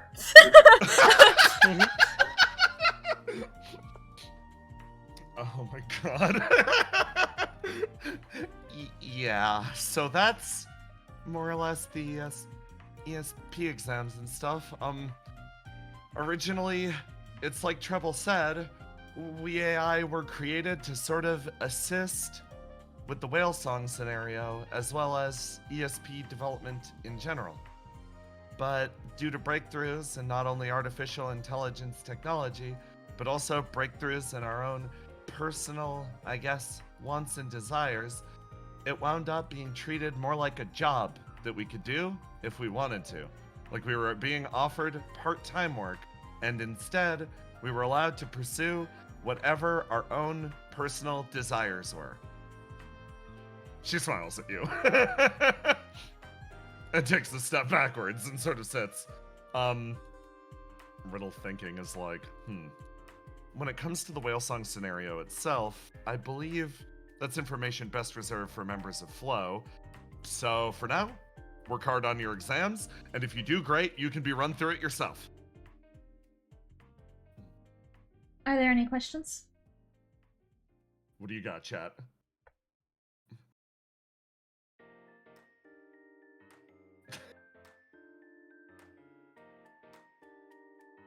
Ooh, Orange raises a hand. You said world destructive. Is that 2 classifications, or just destroying the world? So, like I mentioned before, there are typically 3, but technically 4 categories by which we sort of categorize responses to prompts. World-leaning, self-leaning, and others-leaning. There is the 4th prompt, which is other, for when people do something that is truly out there. But we'll keep it to the 3. So, for example, if instead of breaking everything with a crowbar, the person in the scenario had thoroughly analyzed everything and then used if they took the crowbar and instead of breaking the floor to disarm the lasers, they had thoroughly examined the way that the lasers were inlaid into the floor and then used the crowbar to precisely disrupt that in the floor, and then went to the next room and used the toolbox to disengage the lock on the door. That would have been something that we would have probably considered more world analytical or world analysis. That's how you get a manifestation of something like a scanning ESP versus something that is more world destructive, like pyromancy by Geist's ESP standards, which is just the ability to manifest flame and destroy things. GM's note. Just for the people asking in chat, the 10 types of Geist ESP will be withheld for now, as there is a better time to reveal them, not in a Q&A stream. I'm only going to reference the ones that I know of, because those are the ones that were referenced on stream. Next question is, here's an interesting one. Blue, hand up, can a cactus develop ESP? Riddle leans forward and is like, short answer no, long answer yes. Next question. Does it elaborate? Mike like, Riddle, be a better MC. That isn't a longer answer. Yes is one letter longer than no. I can explain. Joe puts her hand up and goes, a cactus as it exists in nature cannot develop an ESP because it does not have enough flame for sentience. If you were to put enough flame into a cactus for it to become sentient, and then it was to exist long enough to develop a worldview, then perhaps maybe. Riddle nodding repeatedly. Purple. Can ESP do stuff like control people, like demonic possession? It should not be able to. Yeah, it shouldn't be able to. If an ESP like that is manifested, we believe it to be a anomalous manifestation. Yeah, there's something else going on there, and it needs to be studied under a microscope, and the person who needs to be studied under a microscope is probably very resilient, so we can't figure out the truth about it. There's an annoying look on Trouble's face, like...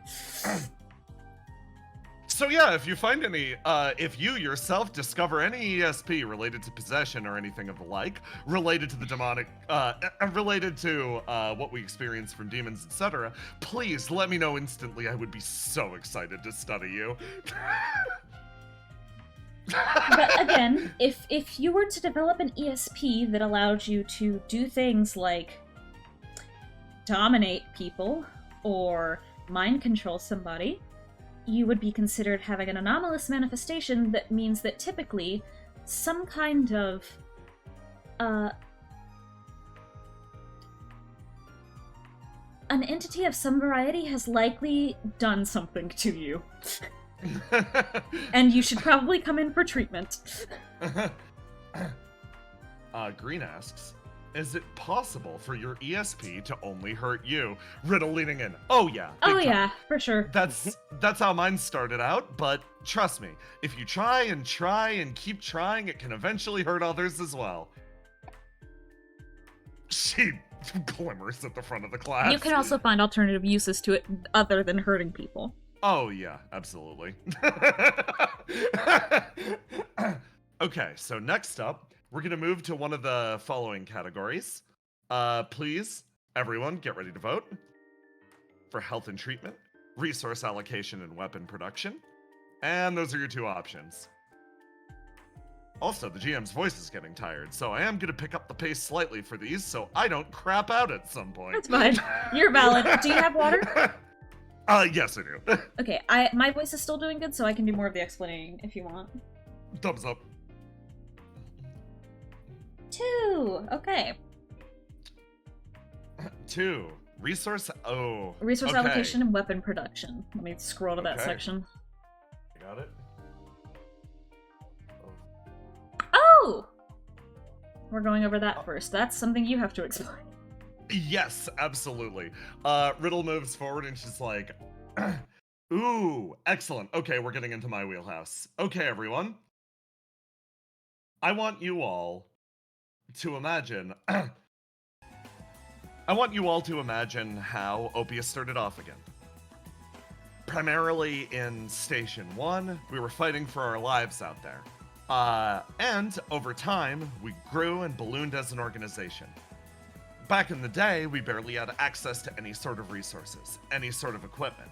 But more recently, and particularly with the training that we've received, we've gained access to Geist facilities that were formerly constructed to explore the depths of space. As such, we've been given access to a wide variety of different pieces of equipment, including a device that is able to test one's physical constitution. Colloquially known as the Pear Wiggler, this device has been brought to this very location today, and as an important part of this demonstration, I want you to vote for one individual who will ride this lesson out inside the Pear Wiggler. Scroll to the board to see the options. Okay, I'm gonna drop the 1, 2, and 3. Hold on. I'm gonna unerase the 3 there. Okay. I'm gonna drop a 1, 2, and 3 from our one. Oh god. Okay. Robin, I'm gonna put the one next to you. There we go. Here's your options. Okay. So, vote for 1. Vote for 2. Vote for 3. All I'm saying, chat, is one of them's had it a little too good for a little too long. Who are we throwing in the Pear Wiggler? The chat knows what they want.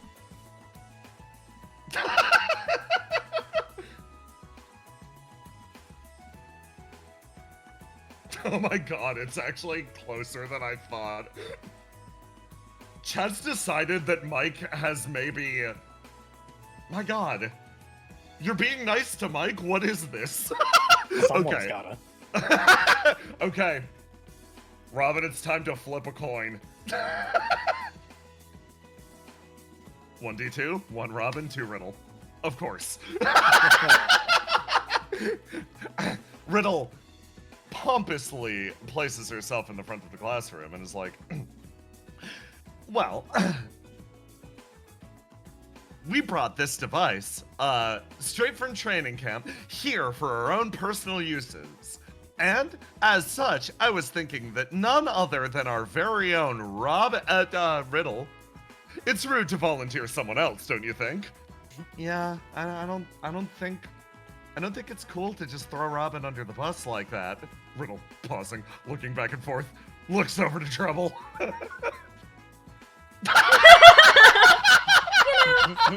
You took this test back before I was on as the ESP consultant. I'd love to see your results now after all your training that we've been doing together for months.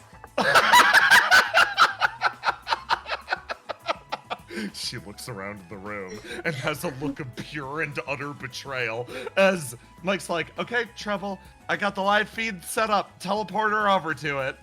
You got it. You teleport Riddle over, and I'm moving her to the void, which is surrounded on all sides by jiggling pears that all cause significant damage to the Riddle Arendite. We are going to roll for endurance. Okay, Riddle. I believe she's gained powers. Riddle, like, I've grown so much over the last few months. I've gained power. I can endure. I can. It's bad. Riddle gets rapidly shaken in the background as you see her vibrated in and out of existence as Verona's like, okay, taking over the lecture from here. That is an example of the resources and technology that we currently have access to. This exists to test the endurance of various members of Flow. Now, this only happens because of our great funding that we've received from being on the first and foremost of, this pursuit. And now, Riddle Arendite has also, Riddle, I believe this is your example. Would you mind talking us through the next part of the lecture? Yeah, absolutely. No, I'd love to. Okay, so, with these resources, we've developed a wide variety of different tools that will assist us in combating not only the demonic hordes, but otherworldly threats. During my time in Station 1, and with the resources provided to us by Geist, I've been able to develop the Esper suits you see scattered around the environment. Now, these Esper suits have been built in a very specific way Functionally, the shape of them deflects not only exterior perception, but creates an enclosed environment, as you see one wedge into the side of her face, that allows different forces like demonic possession, ESP, and otherwise to just bounce off the Esper suit. As such, and because I'm already in here, I want you to decide whose burn we're going to explode to demonstrate the properties of an Esper suit. She's gonna again. Robin, you feel the cold specter of death over your shoulder again. She throws Verona under the bus. And let me grab the 3. Sorry, I lost it in the void. 3, we literally call Breach to do this to her. We literally call Breach. Riddle riding in the Parawiggler is like, everyone cast your votes. Oh my god, there's so many 2s. And I think Verona might be getting a real quick summary of a certain Cartoon Network TV show. I put the 3 up here. Oh wow, look at that. The votes are in. Dr. Verona, Riddle says from inside the Parawiggler. That's crazy. That's insane. Who would have ever thought? Anyway, Mike, please explode her burn. Mike, like, okay, Cam. We're up. Oh, alright. Cam gets up and is gonna walk up to the front of the room. He's like, alright. The 2 encroaching. Alright, Doc, what do you want to talk about? I've got a lot of options. Fine, tell me about one of those otherworldly shows that caused burn. All so, right. they place her in this, and Riddle's like, so, functionally, this is one of our most important developments, and in this demonstration, you're going to discover something. A few things are going to happen in order. First of all, as we discussed before, otherworldly information tends to spike your burn.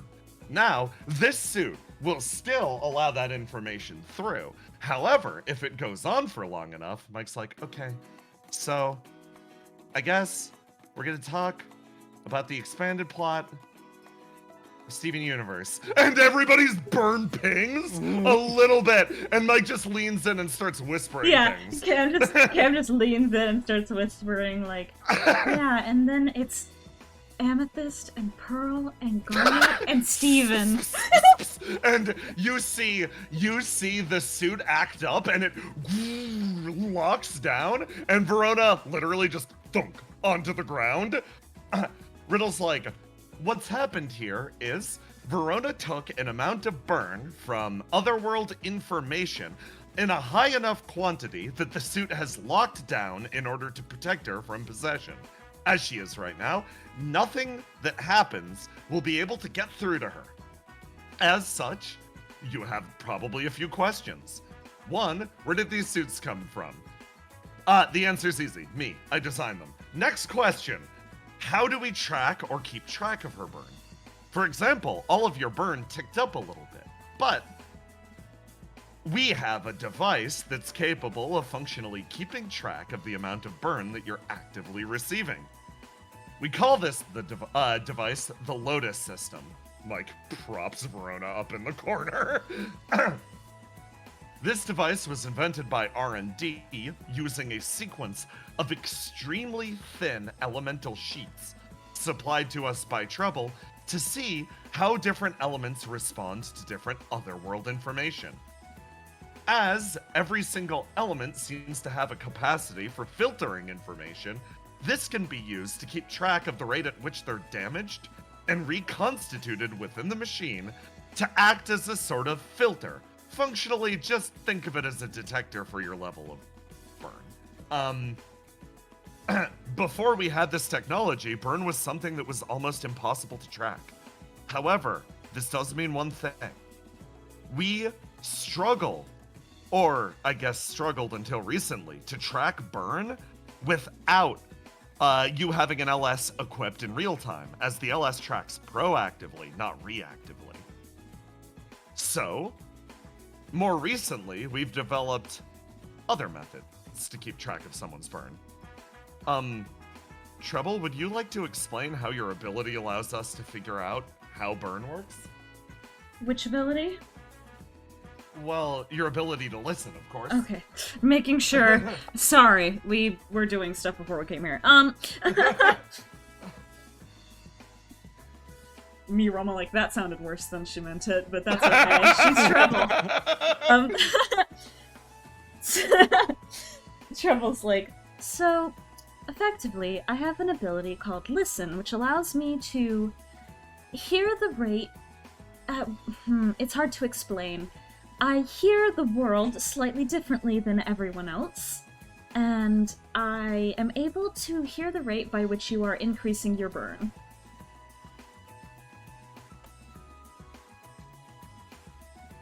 Riddle's handling the wiggling. She's handling it. Treble is talking and she's listening with rapt attention. I care you so much, Riddle. Mike is similarly is like, functionally, we were able to figure out and keep track of people's burn by different methods that we developed that will be covered in the health and treatment segment to treat one individual's condition. So we hope that you're patient until we get there. She nods. The next segment we will be going over for resource allocation and weapon production is spacesuits. I'll go get Yes, Argos. if you could go get Argos. Willow, you're go free to get- come to the front for this part since you helped us develop the spacesuits. There was a period of time where we needed spacesuits for certain operations that we were undergoing. So, thanks to Willow and Argos, we were able to... Thanks to Willow, Argos, and I believe Kem and Mike, and the other... everyone else was R&D. So, thanks to all of the contributions from them, we were able to develop spacesuits. Suits that we can use for space travel. They are effectively suits that can survive in conditions of no gravity and no air. Conditions of the void, effectively. This is really important because, as you learned earlier, all objects contain flame. The vacuum of space pulls out flame, which makes an object extremely brittle. So, creating a spacesuit is extremely difficult as a result, because any sort of ultra-reinforced armor or whatever will simply become ultra-brittle in the conditions of space, and then break. It does not survive the vacuum. It does not survive the vacuum. Argos, would you like to explain? Mike moves over, sort of hops up, Okay, touchstone. so, hello. Argos. So, the suits, keep your flame in. Stop it from going, out to the void. Nodding. I made them. Help. Yes, Fate so Weaver. Argos used his reflection Fate Weaver to create a internal layering system, because as we mentioned before, all of the items that we create here in this world, Treble says, stopping herself from saying things she shouldn't, are imbued with flame. So when we go into space, or we go into a vacuum, more specifically, that flame is sucked out and whatever was on the outside becomes brittle. So the outer layer of the spacesuit will immediately become hard and brittle. So we need an inner layer that can mesh well with that sort of outer layer. So Argos created something almost akin to chainmail, using the threads from his Reflection Fate Weaver on the inside to supplement the suits, so that when we are wearing them, they go brittle slower, and there are multiple layers, so as the outer layer loses flame, any cracks or anything like that are almost self-repairing. Riddle, like, leans herself in, and again, she's still getting beaten to hell. She's like, we base this principle off of what Willow is currently experiencing in her body. I'm a spacesuit. Willow, as long as she is provided with oxygen, is actually capable of surviving the void of space as she is currently. We also don't know if she'll survive without oxygen, too. We just haven't tested that part. I don't want to test this. We could find out real easy. So, the method by which we do this is what we call a sterile flame environment. Willow's flame naturally creates a sterile environment in her body, but this is not the case for most people. A sterile flame environment is very specific. Earlier in the lesson, we explained how your flame is molded, right? Your flame is not pure flame because your flame has been affected by your elements. Elements mold flame. We call this is the difference between normal flame and pure flame. If you want to keep pure flame sterile, or you want to keep a flame as it is without other things being able to affect it, you need a sterile flame environment. This is mostly created by circulating flame all around the center point evenly. So the way that this manifests in Willow and the way that this manifests in our spacesuit is the threads that Argos made with Fateweaver are actually flame conductive wiring. That is what a lot of the wiring in the walls here in Opia is also flame conductive wiring. It just costed much more resources to make instead of having the reflection that just makes it for free. That stuff that sucks the flame out of you, the flame that you don't need, I should mention. It does not suck the flame out of you. The flame ambiently leaves your body, and then it just takes the flame from the air. It sucks it from around you. Nodding. Mike's like, do you remember the principle that large sources of flame draw one to the other earlier? Functionally, by circulating flame, you can create different environments using that principle. If you can't touch the flame, the solution is simple. Create another flame to control it and almost suspend it gravitationally. That's sort of how we create a pure flame curtain inside the spacesuit. Yes, so effectively, the spacesuit itself, your flame is in your body, you go into the spacesuit, your flame is now in the middle of your spacesuit, and then all around the outside of the spacesuit, there is this flame conductive wiring which is circulating pure flame. So anything that could affect your flame will hit the pure flame first and will not be able to penetrate the pure flame into your own flame. Exactly. You just create a little barrier, and if you suspend things gravitationally, everything's fine. Also, oh boy. Do we want to talk about the bullets? Yeah. Arga, stay. She grabs your arm. Okay. Okay. So, yeah, the next bit. She looks over at you, Trouble. We actually have... I'm going to do my best to explain this. We have developed a method by which we can transform... How do I say this? We have bullets that are very special and we only use them on designated occasions. They can be loaded into an echo weapon. And these are bullets that are sterile flame environments. So, for example, if you took a demon, just any random drone demon that were to walk out of the coda, that is a demon made out, let's say it is made out of 1 unit of death element. And it is a pure death demon. The thing about demons is that they are non-flame beings. If you use a sterile flame bullet, the way that it's created is when you shoot a death demon with a bullet, it's going to immediately affect that flame with the death element, correct? But if you create a sterile flame environment, you can make it so that the outer flame will be affected by the death element, and the inner flame will remain pure flame, and then be molded into flame, and said demon will then become a flame-touched, which is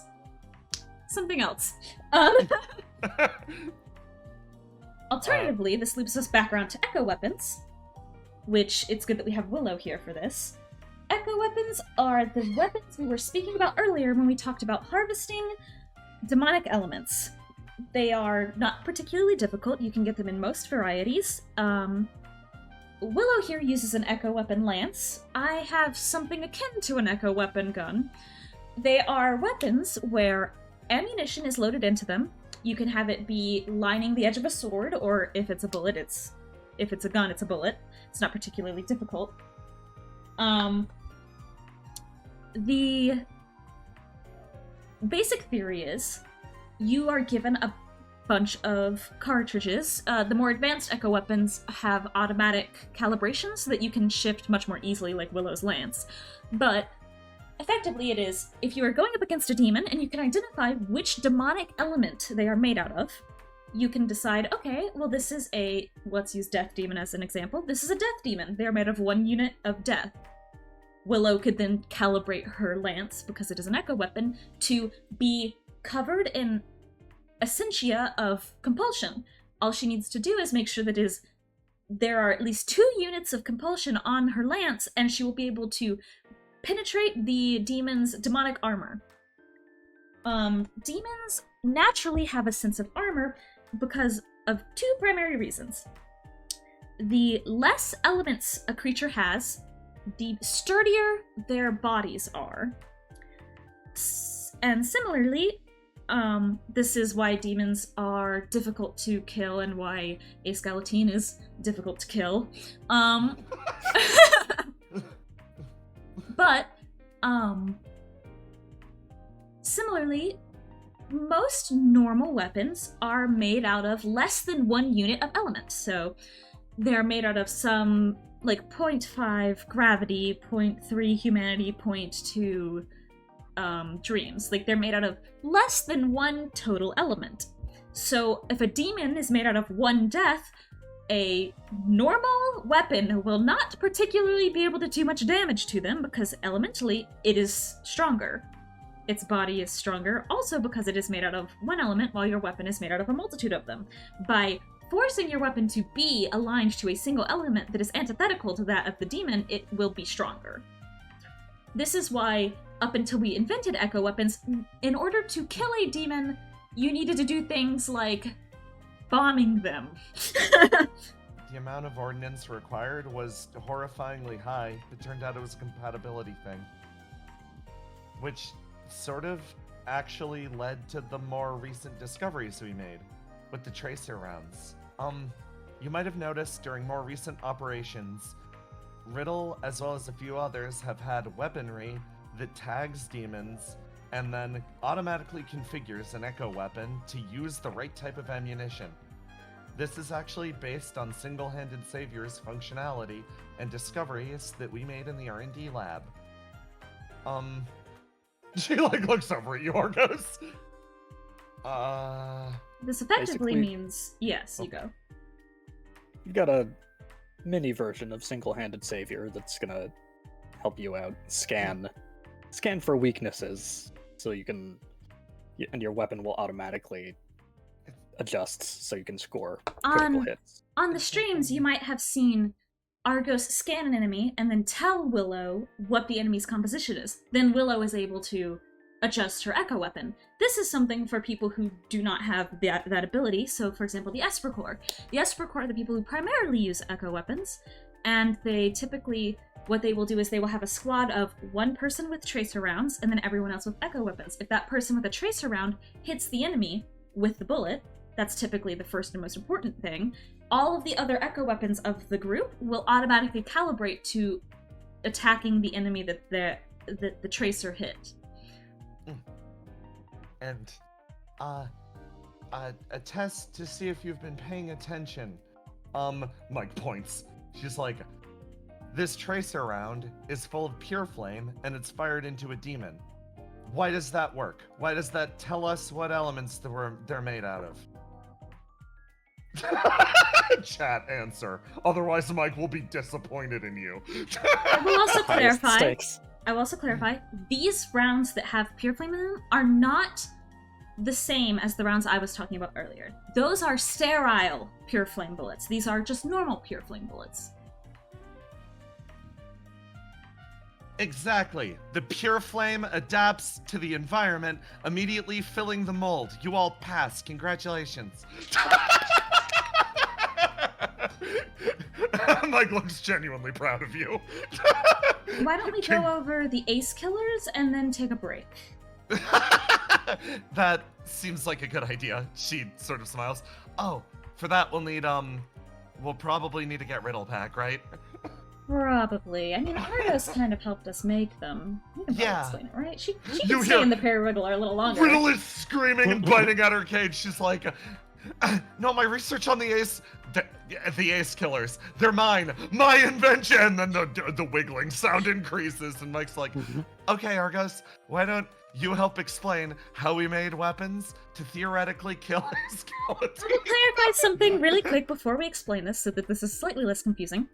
A skeleton is someone with a condition that causes him to have 2 elements. His third point on his elemental triangle is a total of 0 units. At one point, the demonic courts realized that we were countering them because we figured out how their demons work, so they started making demons who had 2 elements. 2 elemental demons. And we needed to make weapons that could then fight 2 elemental demons. So I'm sure I don't have to explain to all of you the necessity of having an ace killer handy.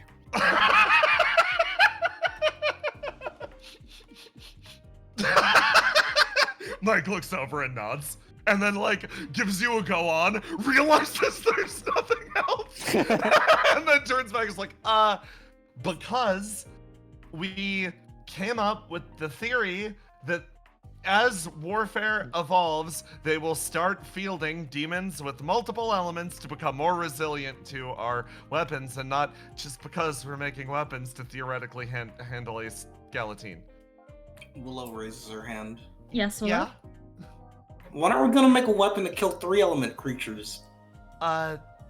Well... And you could swear, Willow, you could see it on her face that she was about to say, that's called a gun. Perfect transition to a break screen. Oh my god. Sweetie. It's called the Riddle Killer. Call it a real killer.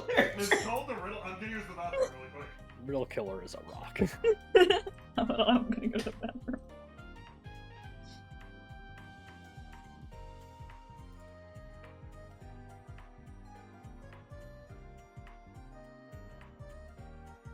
It's been a while since we came up with the idea of the ace killers. I'm trying to remember exactly how they work, to be honest. I was not there for the development of ace killers, which was incredibly funny when you guys dropped it up. Like, you just made something to kill ace, but no, it was for the 2 element creatures. Yeah, I mean, including it's ace. yeah, it's a branding thing.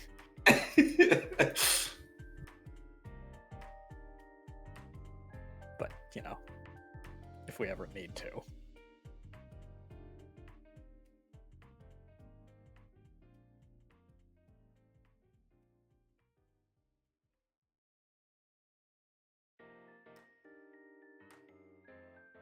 How are you doing, chat?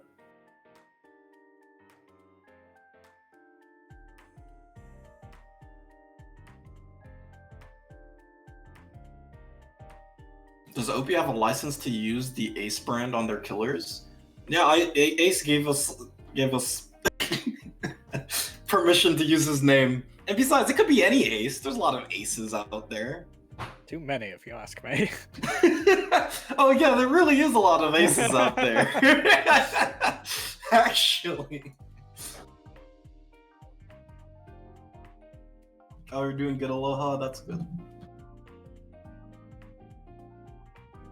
When will there be creature killers? Or is that the sun? Their natural state is to, once their migratory period ends, that they will they'll simply walk into the sun. So there's no need for creature killers.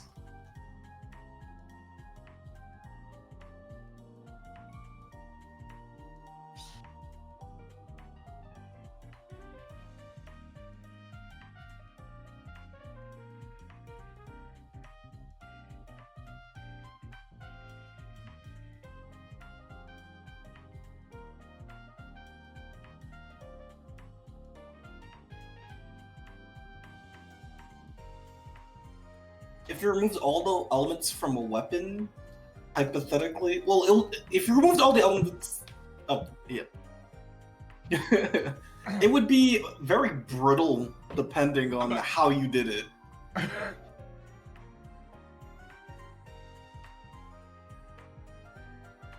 The sword that cuts nothing is a very that name goes hard. Honestly, that name goes hard. That goes so hard. Okay. So I'm flagging. So I'm gonna make a suggestion, Roma. I think we should save some of this because I don't want to rush any aspect of this. But we should amend the lesson plan to let you talk about the satyr condition. Yeah, that's the big thing that they aren't gonna get, because it's like they might get artificial reflection creation in normal game, but I don't think that they're ever really gonna get any of the health and treatment stuff. Yeah, so I think just specifically talking about what happened with the satyr condition and what it did, and then ending with an artificial reflection creation would be like, that'd be good flow, and then I take the section on strangers, I take the section on like the tormented, I pick them up and I go, maybe for a future Q&A Yeah, stream God's or blood and game, all that stuff. Yeah, that sound good? Yeah. Okay, So- then we're going to swap from, because currently we're at Demon Armor and Ace Killer, so we're going to take everything up below that except for Artificial Reflection Creation, and then we're just going to go straight up to the health and treatment section. So we're going to need to go over burn reducers and satyr condition, right? Yes. Okay. Which shouldn't be, the burn reducers shouldn't be Too hard. too bad. Yeah, because that they've gained some familiarity with. Okay, if you're good to keep going. Yes, let me turn us off of the break screen. You unleash the creature from her enclosure. She is lurking in the corner with an expression like she's been kicked. Is Rona allowed out of the suit yet? It's hard to tell. Riddle is currently climbing on top of her. You I cannot. check her LS. You check her LS. Verona's still locked in there for a little bit longer. Okay. Thank you for coming in, Argos. If you're busy, you're free to go. Okay, thanks. This isn't me kicking you out or anything. I'm just letting you know. No. So you don't have to stand at the front of the room. There he goes. Now Argo Mike is said making peace. Now Mike is making the expression like she's been kicked. Everyone was like, Argos is a busy man. She was just like, hey man, if you're busy, you don't have to be here.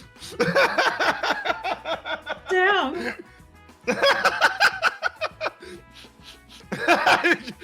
Arm on shoulder in solidarity, I assume, Willow. Yes. Damn.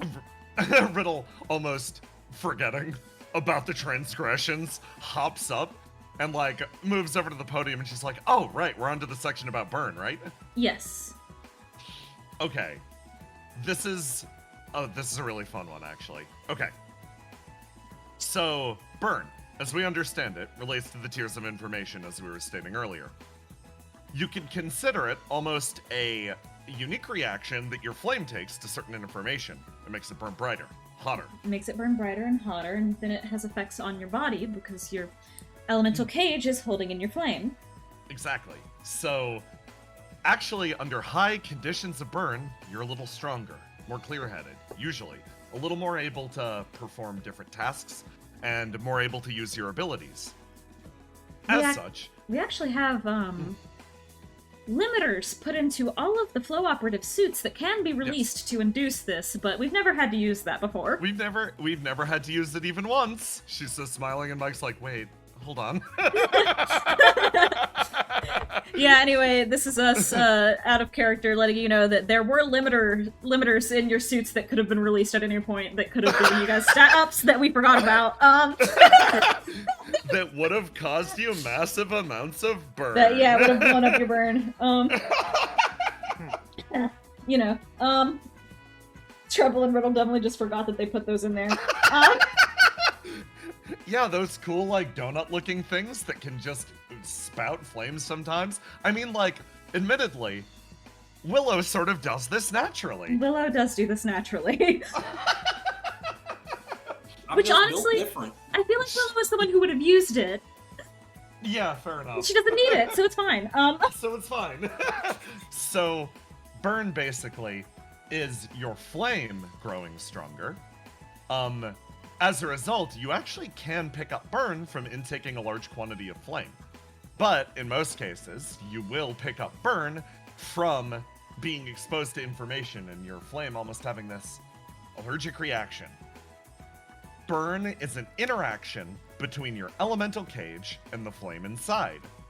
This results in something that someone incredibly beautiful and strong and smart and brilliant and beautiful and Mike does a move it along gesture to Riddle created called the cage degradation principle.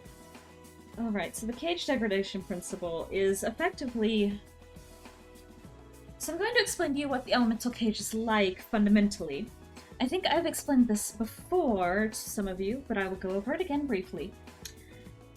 We call it a cage, but you can...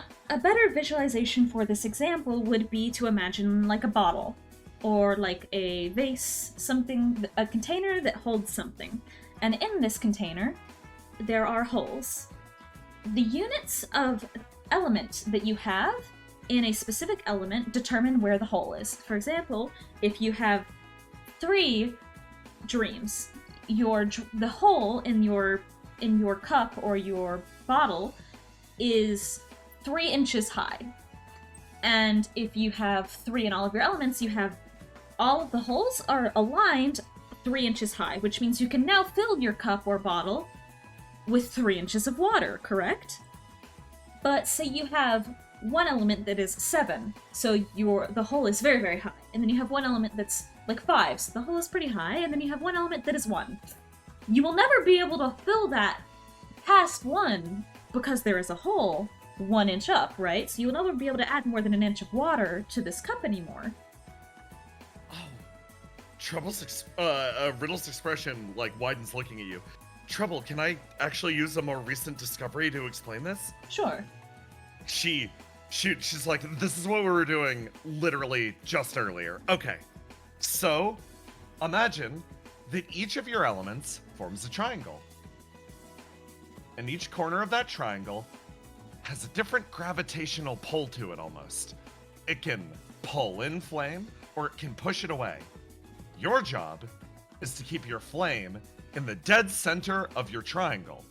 Now, if you shrink the outsides of your triangle or make them really big, it'll naturally have a bigger gravitational pull, and it'll stretch your flame out, and sometimes it'll just explode out of you. So, a core part of figuring out how to configure someone's elements is figuring out how big and or small and the different positions to put these different corners of the triangle that make it right for you. Because again, you can think of your body as a mold. Who you are is molding the shape of your flame. We need to configure your elements to contain that shaped flame. Exactly.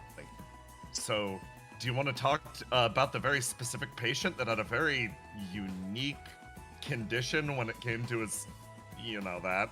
So, there are people who have what we call the satyr condition. There are multiple varieties of the satyr condition, but it effectively boils down to a very specific problem. Like I said, if your cup has a hole 7 inches high, a hole 5 inches high, and a hole 1 inch high, you're never going to be able to fill it with more than an inch of water, right? So, that leaves that rest of the 6 inches of this cup empty, right? The way that the satyr condition effectively works is for Satyr is a 2 elemental cage person, so he has 2 elemental cages, meaning he has a total of 6 elements. Willow is similar to this. This can happen to people who only have 1 elemental triangle. We have had patients that have only had 1 elemental triangle, and this has happened to them, but effectively, the phenomenon that normally occurs is 1 point on the triangle is pushed very far out. So think of it like having, like I told you before, 3 is about the average number of an element you would have. Imagine having 1 element that is a 7 and one element that's 0. It makes it so that your flame just disperses out, and you cannot really hold on to much more than embers. You don't have a lot left in your body, so then by pushing that number all the way out to 7, that makes it so that your capacity to hold flame is very high, but you can't hold on to it because you have that 0 or that 1, that like 0.5, that barely enough to keep you from dying number. So that leaves a big empty space to be filled. The satyr condition is when, typically in someone who has been kidnapped or affected by the demonic courts, they fill that space with something. This can be taken in the form of possession. They can put a variety of things in there. Typically, they also will corrupt one of your elements. I say.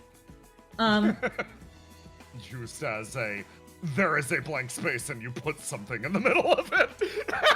Often they will corrupt one of your elements, and I need you to understand, your elements make up your body. When this happens, if an element of yours is, for example, removed and replaced with a corruptive element, it will change you physically. You will have patches of your skin that are like gray or brittle or hard to use, and it is very difficult to treat.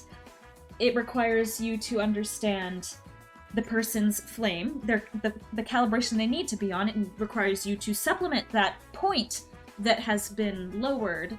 For Satyr, we invented burn reducers for him because his burn was very bad because of this condition. Originally, we just had him eat a lot of cactuses because they are so high in humanity, and being high in humanity means that you can reduce your burn easier, because humanity is a method by which it is easy to reduce burn. If you have a strong feeling, if you're very excited about something, if you're having fun, if you're heartbroken, if you're angry, any of those things can reduce burn if you have a good quantity of humanity in your body. So, in order to treat him, we needed to raise up the element that he was lacking, which was, I believe, ego. He was very, very low in ego, and his I don't remember which one of his elements had been yoked out, but we actually ended up having to recalibrate his humanity because we overcompensated at one point. We invented burn reducers and they were helping him, so we gave him too much of them, and we ended up having to actually remove some of the humanity from his system. The way that we were able to treat this, and the primary treatment for this, is actually to give somebody a reflection. Because in order to remove... So there's two factors to this. There's the corrupted element, and there is the thing that has been implemented. The thing that has been implemented is actually not particularly difficult to remove once we are aware that it's there. I can use my ESP to plant a section of myself around it.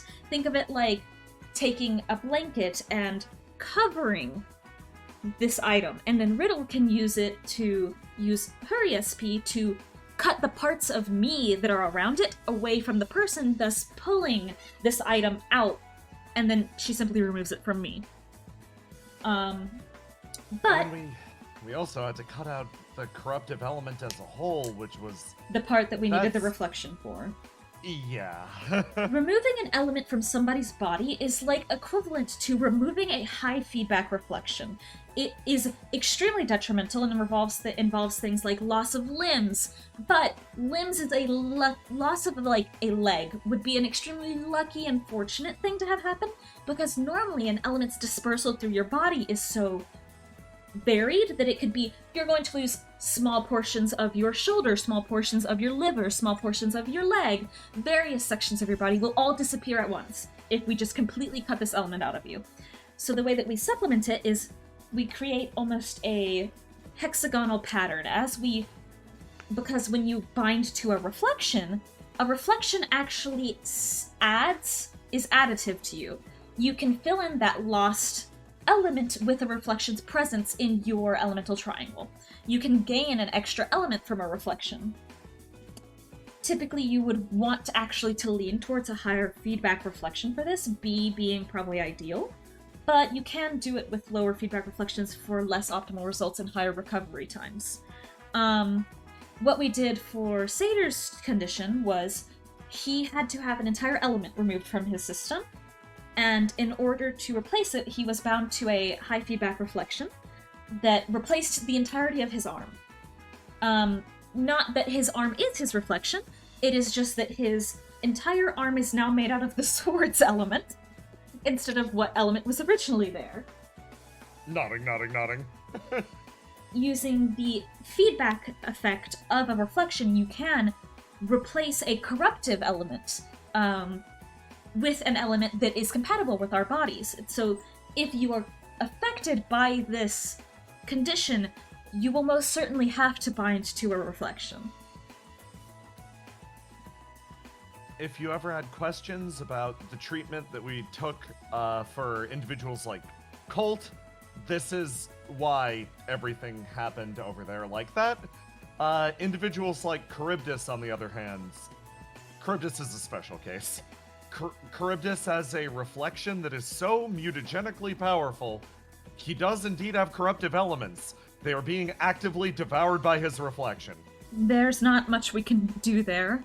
He's either gonna handle it himself or not at all. The only treatment we could possibly provide would be to take his high feedback reflection and replace it with an alternative high feedback reflection. This would be an extremely dangerous and possibly fatal treatment, so he has opted not to do it. Plus, I don't know about everybody else, but I think I just trust Charybdis to have it handled, I think honestly. he can do it, yeah. I think he'll be fine. I think Looks he'll be over at alright. Willow. Looks over at Willow. There's somebody else like that, too. But, thinking about how Willow and Charybdis are, like, hang out, and she's like, oh, they're kind of drawn together, actually, now that I think about it. Advances in the Satyr condition have honestly been major breakthroughs in most of our medical technology. Like, The burn reducers, the LS, almost all of the treatments we have at Opia were actually originally created to assist in treating the Satyr condition. nodding. Riddle's like, there is an entire subset of this that is tied to, well, another active phenomenon that we have not studied enough yet. She sort of gestures over to Willow. Yeah. Willow has had the experience, and this is going to be a fun part of the class, because Riddle's going to flat out go, we're still figuring out this part. She gestures over to Willow. When we originally found Willow as a flame, when she was placed within simulacrums that matched her old body's elemental composition, they instantly ignited. The bodies burnt to nothing in an instant. Literally, it was like her flame was rejecting those original elements. So we had to create her a new body that was functionally equivalent to the old one, using the same principle over here of trying to construct an elemental cage to contain a flame. We created Willow a 3-point triangle functionally around an inactive 3-point triangle inside of her. Willow has always, to some extent, been a 6-element creature, but with 3 dormant elements. I will also say, for clarification's sake, because I know there was quite a controversy when it came out that we had technology to do something like this. And Yes. everyone was like, oh, Yes. wow, they're able to bring people back to life. It is not quite that simple. Willow specifically was able to persist as a flame because of the nature of her flame's self-inflicted sterile environment. Normal Yes. people would have simply dispersed on death.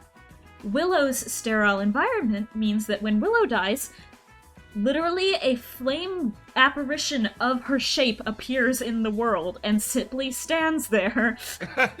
If we establish the material as a mold for flame, Willow's flame is so rigid that literally it will reject almost every mold that is not perfect for herself, but similarly cannot be molded. And for you who are asking about Ruth had a special means of preservation. Somebody went out of their way to preserve her flame. by putting it There- in a container, which is something that is very difficult to do. This is an area that we're still studying, but the rule of when you die, your flame is drawn back into the flame of creation does not apply in the coda. If you die in the coda, you will likely fuse with nearby objects. You will become one with them, and it's frankly a horrific way to go. Ruth was able to survive because she was intentionally combined with a television set, and that was not a healthy mental experience for her. Most of the individuals that die in the coda undergo similar processes, so be exceptionally careful. The flame of creation cannot reach you there, but also similarly, it means we have a chance to theoretically retrieve your flames and build you a full-body prosthetic. But if you do not get retrieved, it is A fate worse than death. Yeah, it's a fate worse than death. Yeah, I wasn't gonna say it, and then Riddle said it, and she was like, yeah. Anyway, putting that aside, who wants to create an artificial reflection? Yeah, okay. Which is significantly more fun. Okay, we should probably use the method we discovered earlier today, right? And not like the pot method, and not the other one. I mean, let's show them what we've been doing up to this point, right? There are people in this room that can't see that. I don't know. It's like a demonstration of the. If you So are using- faint of heart, please leave the room.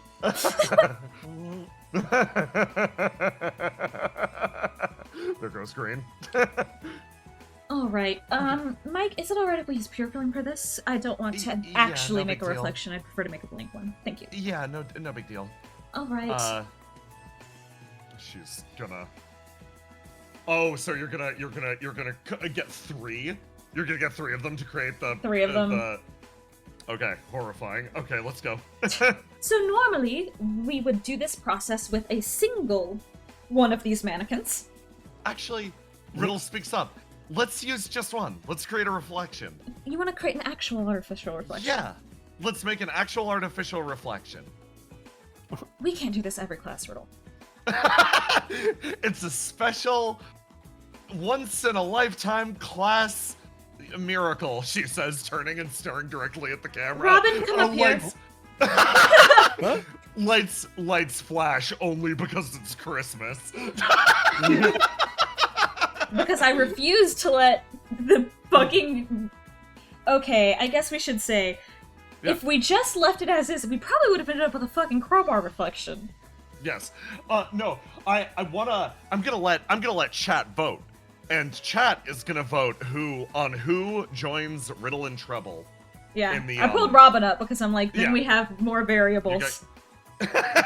So I'll make the option between here. Let's just be very. Oh, interesting. Yeah, let's just grab the three that are around the stage. Okay. You got one last vote, chat. Treble, would you like to explain why having people around enables the creation of an artificial So- reflection? Reflections are created on the death of a legendary hero. You can emulate this to create what we call an artificial reflection. The primary way of doing this is to find a configuration of elements that is dense enough and resonates with the song of the world clearly. So, some of these mannequins that we have in our purview are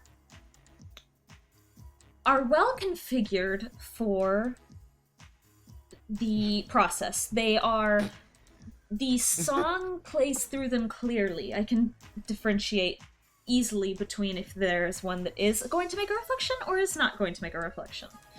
The process by which we make a reflection is you pour flame into one of these inanimate bodies, and then you simulate the process of dying. Normally when you die, your flame will devour all of your elements and then destroy your body, and then dissipate. This is slightly different. She pauses. The method that occurs when you do it properly. when you have someone or a body, it doesn't even have to necessarily be a body, but if you have the right elemental configuration, you can create reflections. If you do not use the pure flame method to create a blank reflection, the reflection will draw from the flames of those nearby, as we have explained to you the phenomenon of flame drawing in. Like I told you earlier, your body naturally releases small bits of your flame into the ambient environment. And when those smaller bits are attracted to this larger piece that is actively being compressed into this reflection, all of those tiny pieces of yourself go in, and the pure flame becomes affected flame. It is affected by the flames of everyone around it in close proximity, and that forms the reflection.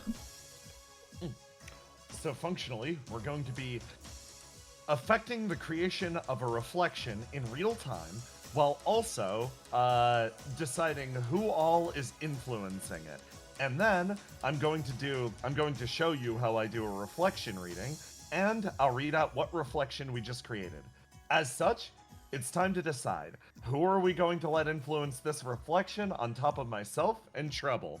Robin, Willow, or Mike? Those are your choices. I know what all of these reflections are, and it is very funny. Treble and Rill are required because their skill set is needed to do the initial processes.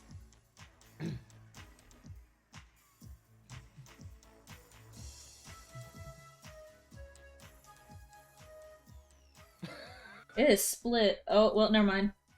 I was like, it's split. Wave of twos.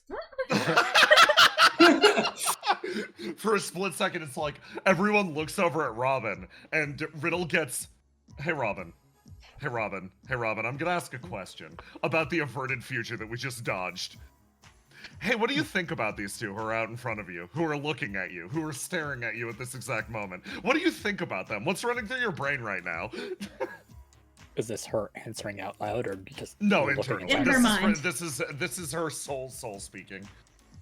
Oh God, they're looking at me. Yeah. Oh God. Hot. Oh God. I mean, she looks up to both of them a lot and is intimidated by both of them a lot and has thought about kissing both of them a lot. So, would Robin be able to walk up and contribute to this reflection? Yes, without a doubt. She would add not only this relationship, but Robin, by her own admission, and by the admission of these people, is mostly an ordinary person. This would create a reflection forged from Opia's tale of not only its connection with, basically like the interns and squad, it would be also, honestly, Robin's hero worship. In fact, that would be what the reflection was called. Averted fate. Averted fate. That does not happen, as everyone looks over, is like, okay, Willow, step up. Like takes a step back. Alright, Treble is gonna place this riddle on the ground where everyone can see her. She's like, okay. You place the riddle down, and to describe the process as it happens here with a visualization, the flame on the inside that's placed within this being is contorted to the body, and as the body dies, the points of the elemental triangle are drawn in and in and in, and Riddle's like, by the way, this is not like killing a sentient thing, just disclaimer. Yes, we have confirmation this does not create sentient creatures. We are not killing anyone. It binds in and in and in, down to a singular focus point, the elemental triangle so perfectly balanced that none of the flame can escape. With nowhere to go, it crystallizes, binds inwards, and then a reflection hits the ground. Riddle's like, okay. It is effectively a hyper-dense version of what was just in front of you that has been crushed down to this point, containing the flame. And there is now no space to contain that flame, so it is now existing in space that doesn't exist. I forgot one last detail. Mike was breathing fire into it the entire time to make this even happen. which converted the pure flame to, body flame, etc. This is very resource intensive. I should register. It's, we can't just, oh, my head hurts. I'm sorry, Mike. Do you wanna go get some medicine? No, it's okay. Goes back, walks over to the ranger back here, sits down. Riddle's like, okay, now with this reflection, I'm going to demonstrate something that everybody's had questions about. So, I think it's time to answer. Okay, chat. This is your last big Christmas present here. You get to see how Riddle figures out shit about the reflections. Riddle holds the reflection in one hand and is like, ooh, Trouble, can you warp me to and back from my room really quick? Yes, you got it. You boom boom. She teleports back in. And she puts something down on the table in front of you. You've seen this before, Willow, a few times. It appears to be a brilliant white tree. Riddle sort of prods it. She's like, this is pure humanity element. For some reason, they grow into almost these tree-like formations. Through physical contact with this, she places a hand on it. I can actually get an almost understanding of where this reflection connects to. The exact why, I have no idea, but it's an art that the seers have been practicing for literal generations, one that was passed on to me. Every time a reflection is created, this tree of humanity gets a new knot in it. All I need to do is find the knot, and she, pokes her finger in the hole. Interesting. She cocks an eyebrow. I'm sorry if this looks very unscientific. We have yet to figure out why this works, but... Something about the way that the elements are dispersed causes this to allow us to chart almost history. It's humanity itself has existed in every world, and pure humanity, when it's organized into a tree of humanity, can be used to track humanity's path backwards through the ages. Weirdly, if a reflection was created from, say, a dog that lacked humanity as a whole, I don't know if I'd be able to track it like this. She sort of thinks, and she's like, there's issues with this method. It requires my own personal interpretation. It's like reading tea leaves almost. The stats, attributes, and biography that I give to each reflection is something that almost comes to me borderline from tracing a connection backwards through history. Willow, this sounds familiar. Oh. This sounds like how grasp works. Riddle's like, so, functionally, by forging a connection with this tree of humanity, I'm able to figure out how a reflection works. She puts it down on the table. This reflection created from the trio of us is horrifically strong. Riddle looks down at it. Yeah, this is a real monster of a reflection. She looks back over at Willow, looks over at Trouble, looks at pats herself down. Okay. Now, this creature, I would probably just immediately write a poem. Speaking off the top of my head, writing a description of what it's been through and what it's experienced. But all of this is like feeling the outside of a whole, the impression that a legend is left on the world. It's not understanding the legend, it's not understanding what we just created, it's understanding its impact. Functionally, all I can read is what people believe about it. There is one additional point of complication. The X series of reflections.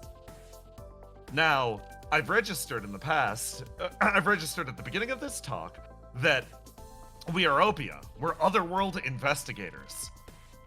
The X series reflections are born from an area or an era that is not connected to this current world and therefore cannot be traced via a tree of humanity. They are independent. Now, multiple branch worlds exist out there.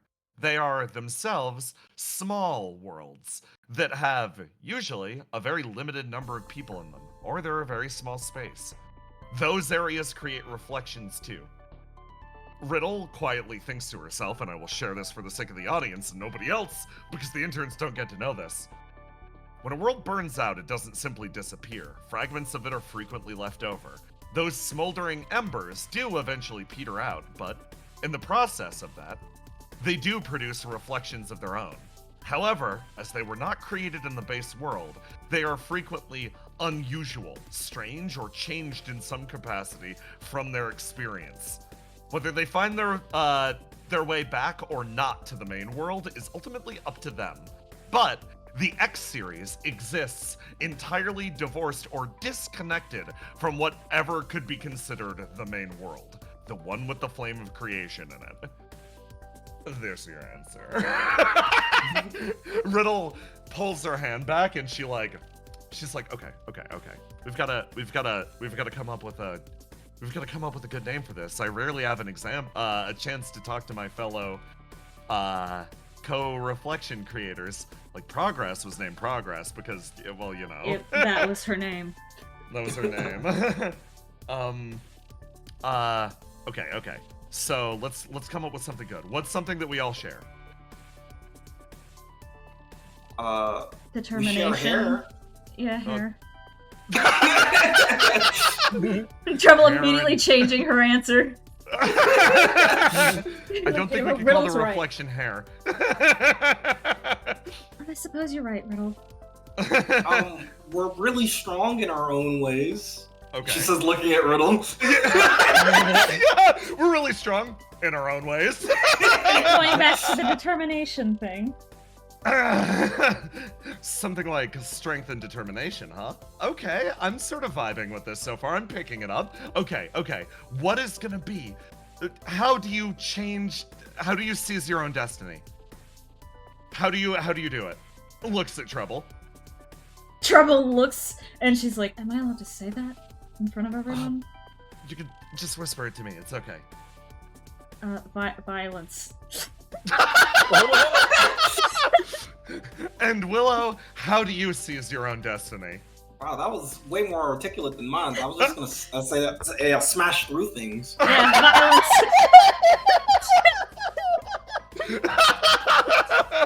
Like, first you have to understand, like, obviously, like, thorough analysis of the topic, but, like, you have to understand something to destroy it thoroughly. As long as Riddle understands it, I think I'm fine with it. Yeah, the thing is, that's what the two of you have that's so special, is that you just trust Riddle to tell you how to destroy it properly. It's very charming. Okay, I think I've got a name.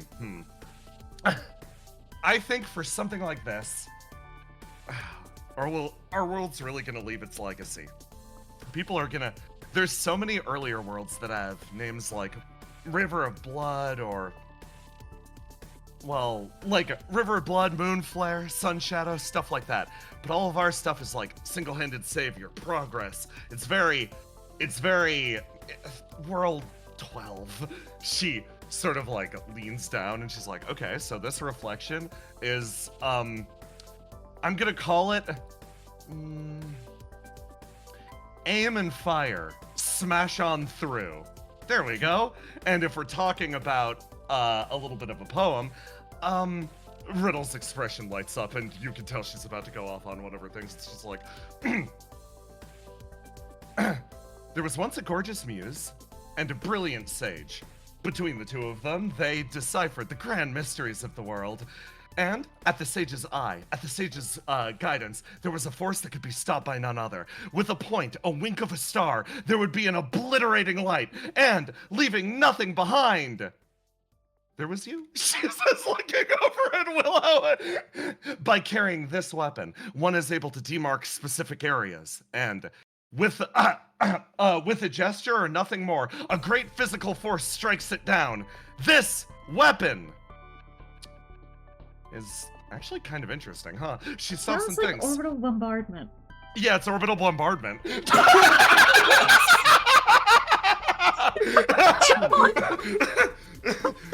Point and kill.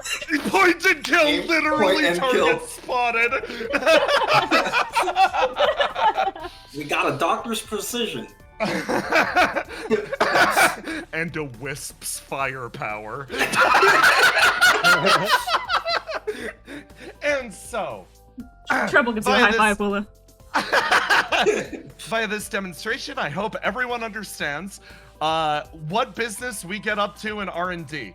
In the future, you could theoretically make reflections of your own. Red stands up and is like, I'm in. Thinking deeply about the crowbar reflection. But for now, we're limiting its usage because it makes Mike real sick. I'm eating my pills. Yeah, Cam's like handing you a cup of water.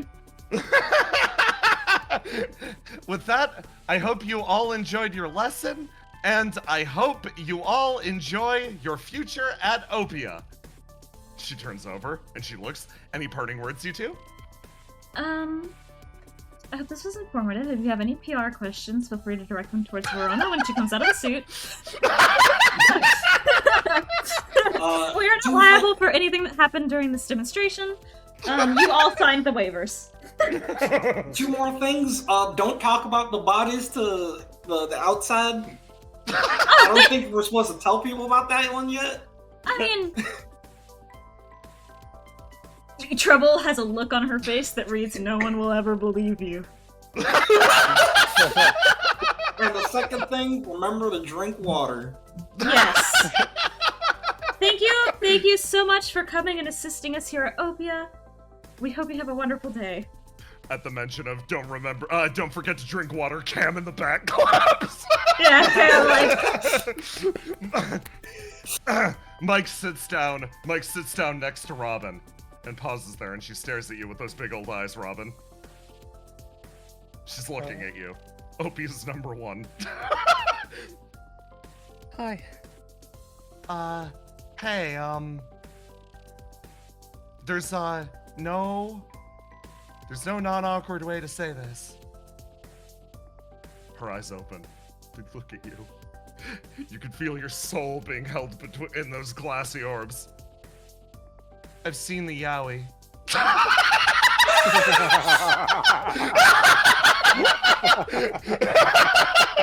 And with that, Merry Christmas, everyone! Merry Christmas! Enjoyed your lesson. Am I gonna turn the stream off? I assume we don't have like fan art or anything. I'm gonna say, if Pip is still here, we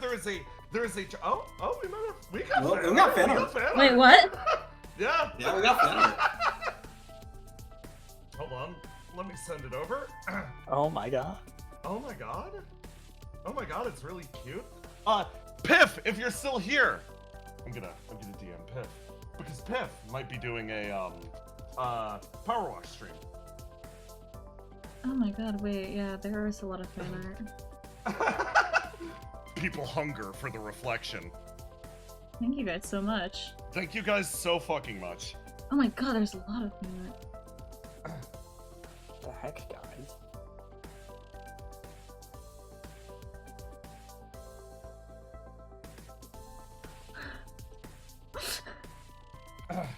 I'm opening it up. Oh, there's an ember. Thank you so much. Thank you, bless. Did you guys enjoy this little Christmas miracle? Your own charter reflection? People always these join. characters. Me too, every single day, dude. Gosh, seeing Mike, Trouble again, Riddle, Robin freaking out. Okay, so, hold on. So I'm gonna share my screen and pray that Mr. Roman can handle it. I believe in you. I believe in you. Oh my god. Okay. Can you guys see?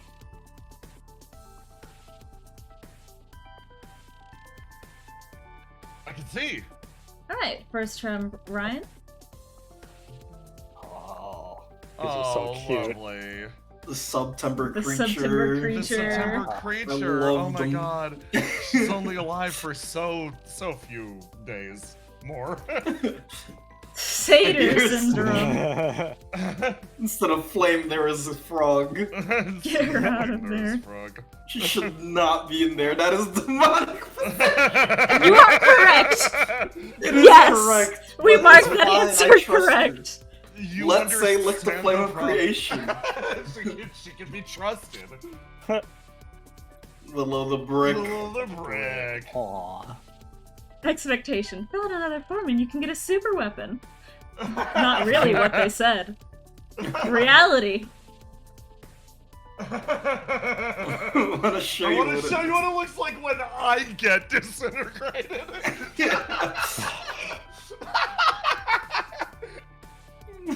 Chat.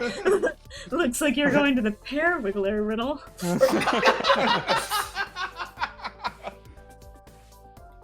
They're number one, baby. Number one, baby. Crowbar. They got one goal, and it's get Crowbar. Holy shit. Okay, y'all are the best. I hope you had a fantastic Christmas. Please pay attention to the near future for a wide variety of different announcements, and especially pay attention to Desert Bus this New Year's, because Please come to Aloha's Desert going Bus. all 16 hours, waking up at 7 a.m. EST, 6 a.m. his time, to drive the bus all day and all night. And who knows? There might be other people there. Wink? Smile. Or not. Who knows? Also, if you enjoyed the stream, consider subbing to the Patreon. Oh, hell yeah! Oh, yeah! Tiny with the assist! Consider subscribing to the Patreon. There's content on it. Look at that. What's that up there? In the pinned comment? Is that Is that a link to the Patreon? pinned by Aloha, please? Oh my god. Also, I guess I should say this. A lot of what was discussed here today is probably going to have be discussed thoroughly in the Discord if you want to come join the conversation. Oh my god, yes. You're This so is a smart. stream for the Discord, pretty much, for the guys at the Discord who've been asking for it and going, please Yep. tell us what the fuck elements do. Yes. Where you can also look at all this beautiful fan art at your Yes. leisure. Yes. And speak to the lore heads. And speak to all the lore heads. Okay. With that, Merry Christmas, everyone. Happy New Year. Wonderful holidays. I hope you had a good day. Say goodbye to chat, everybody. Bye bye, chat!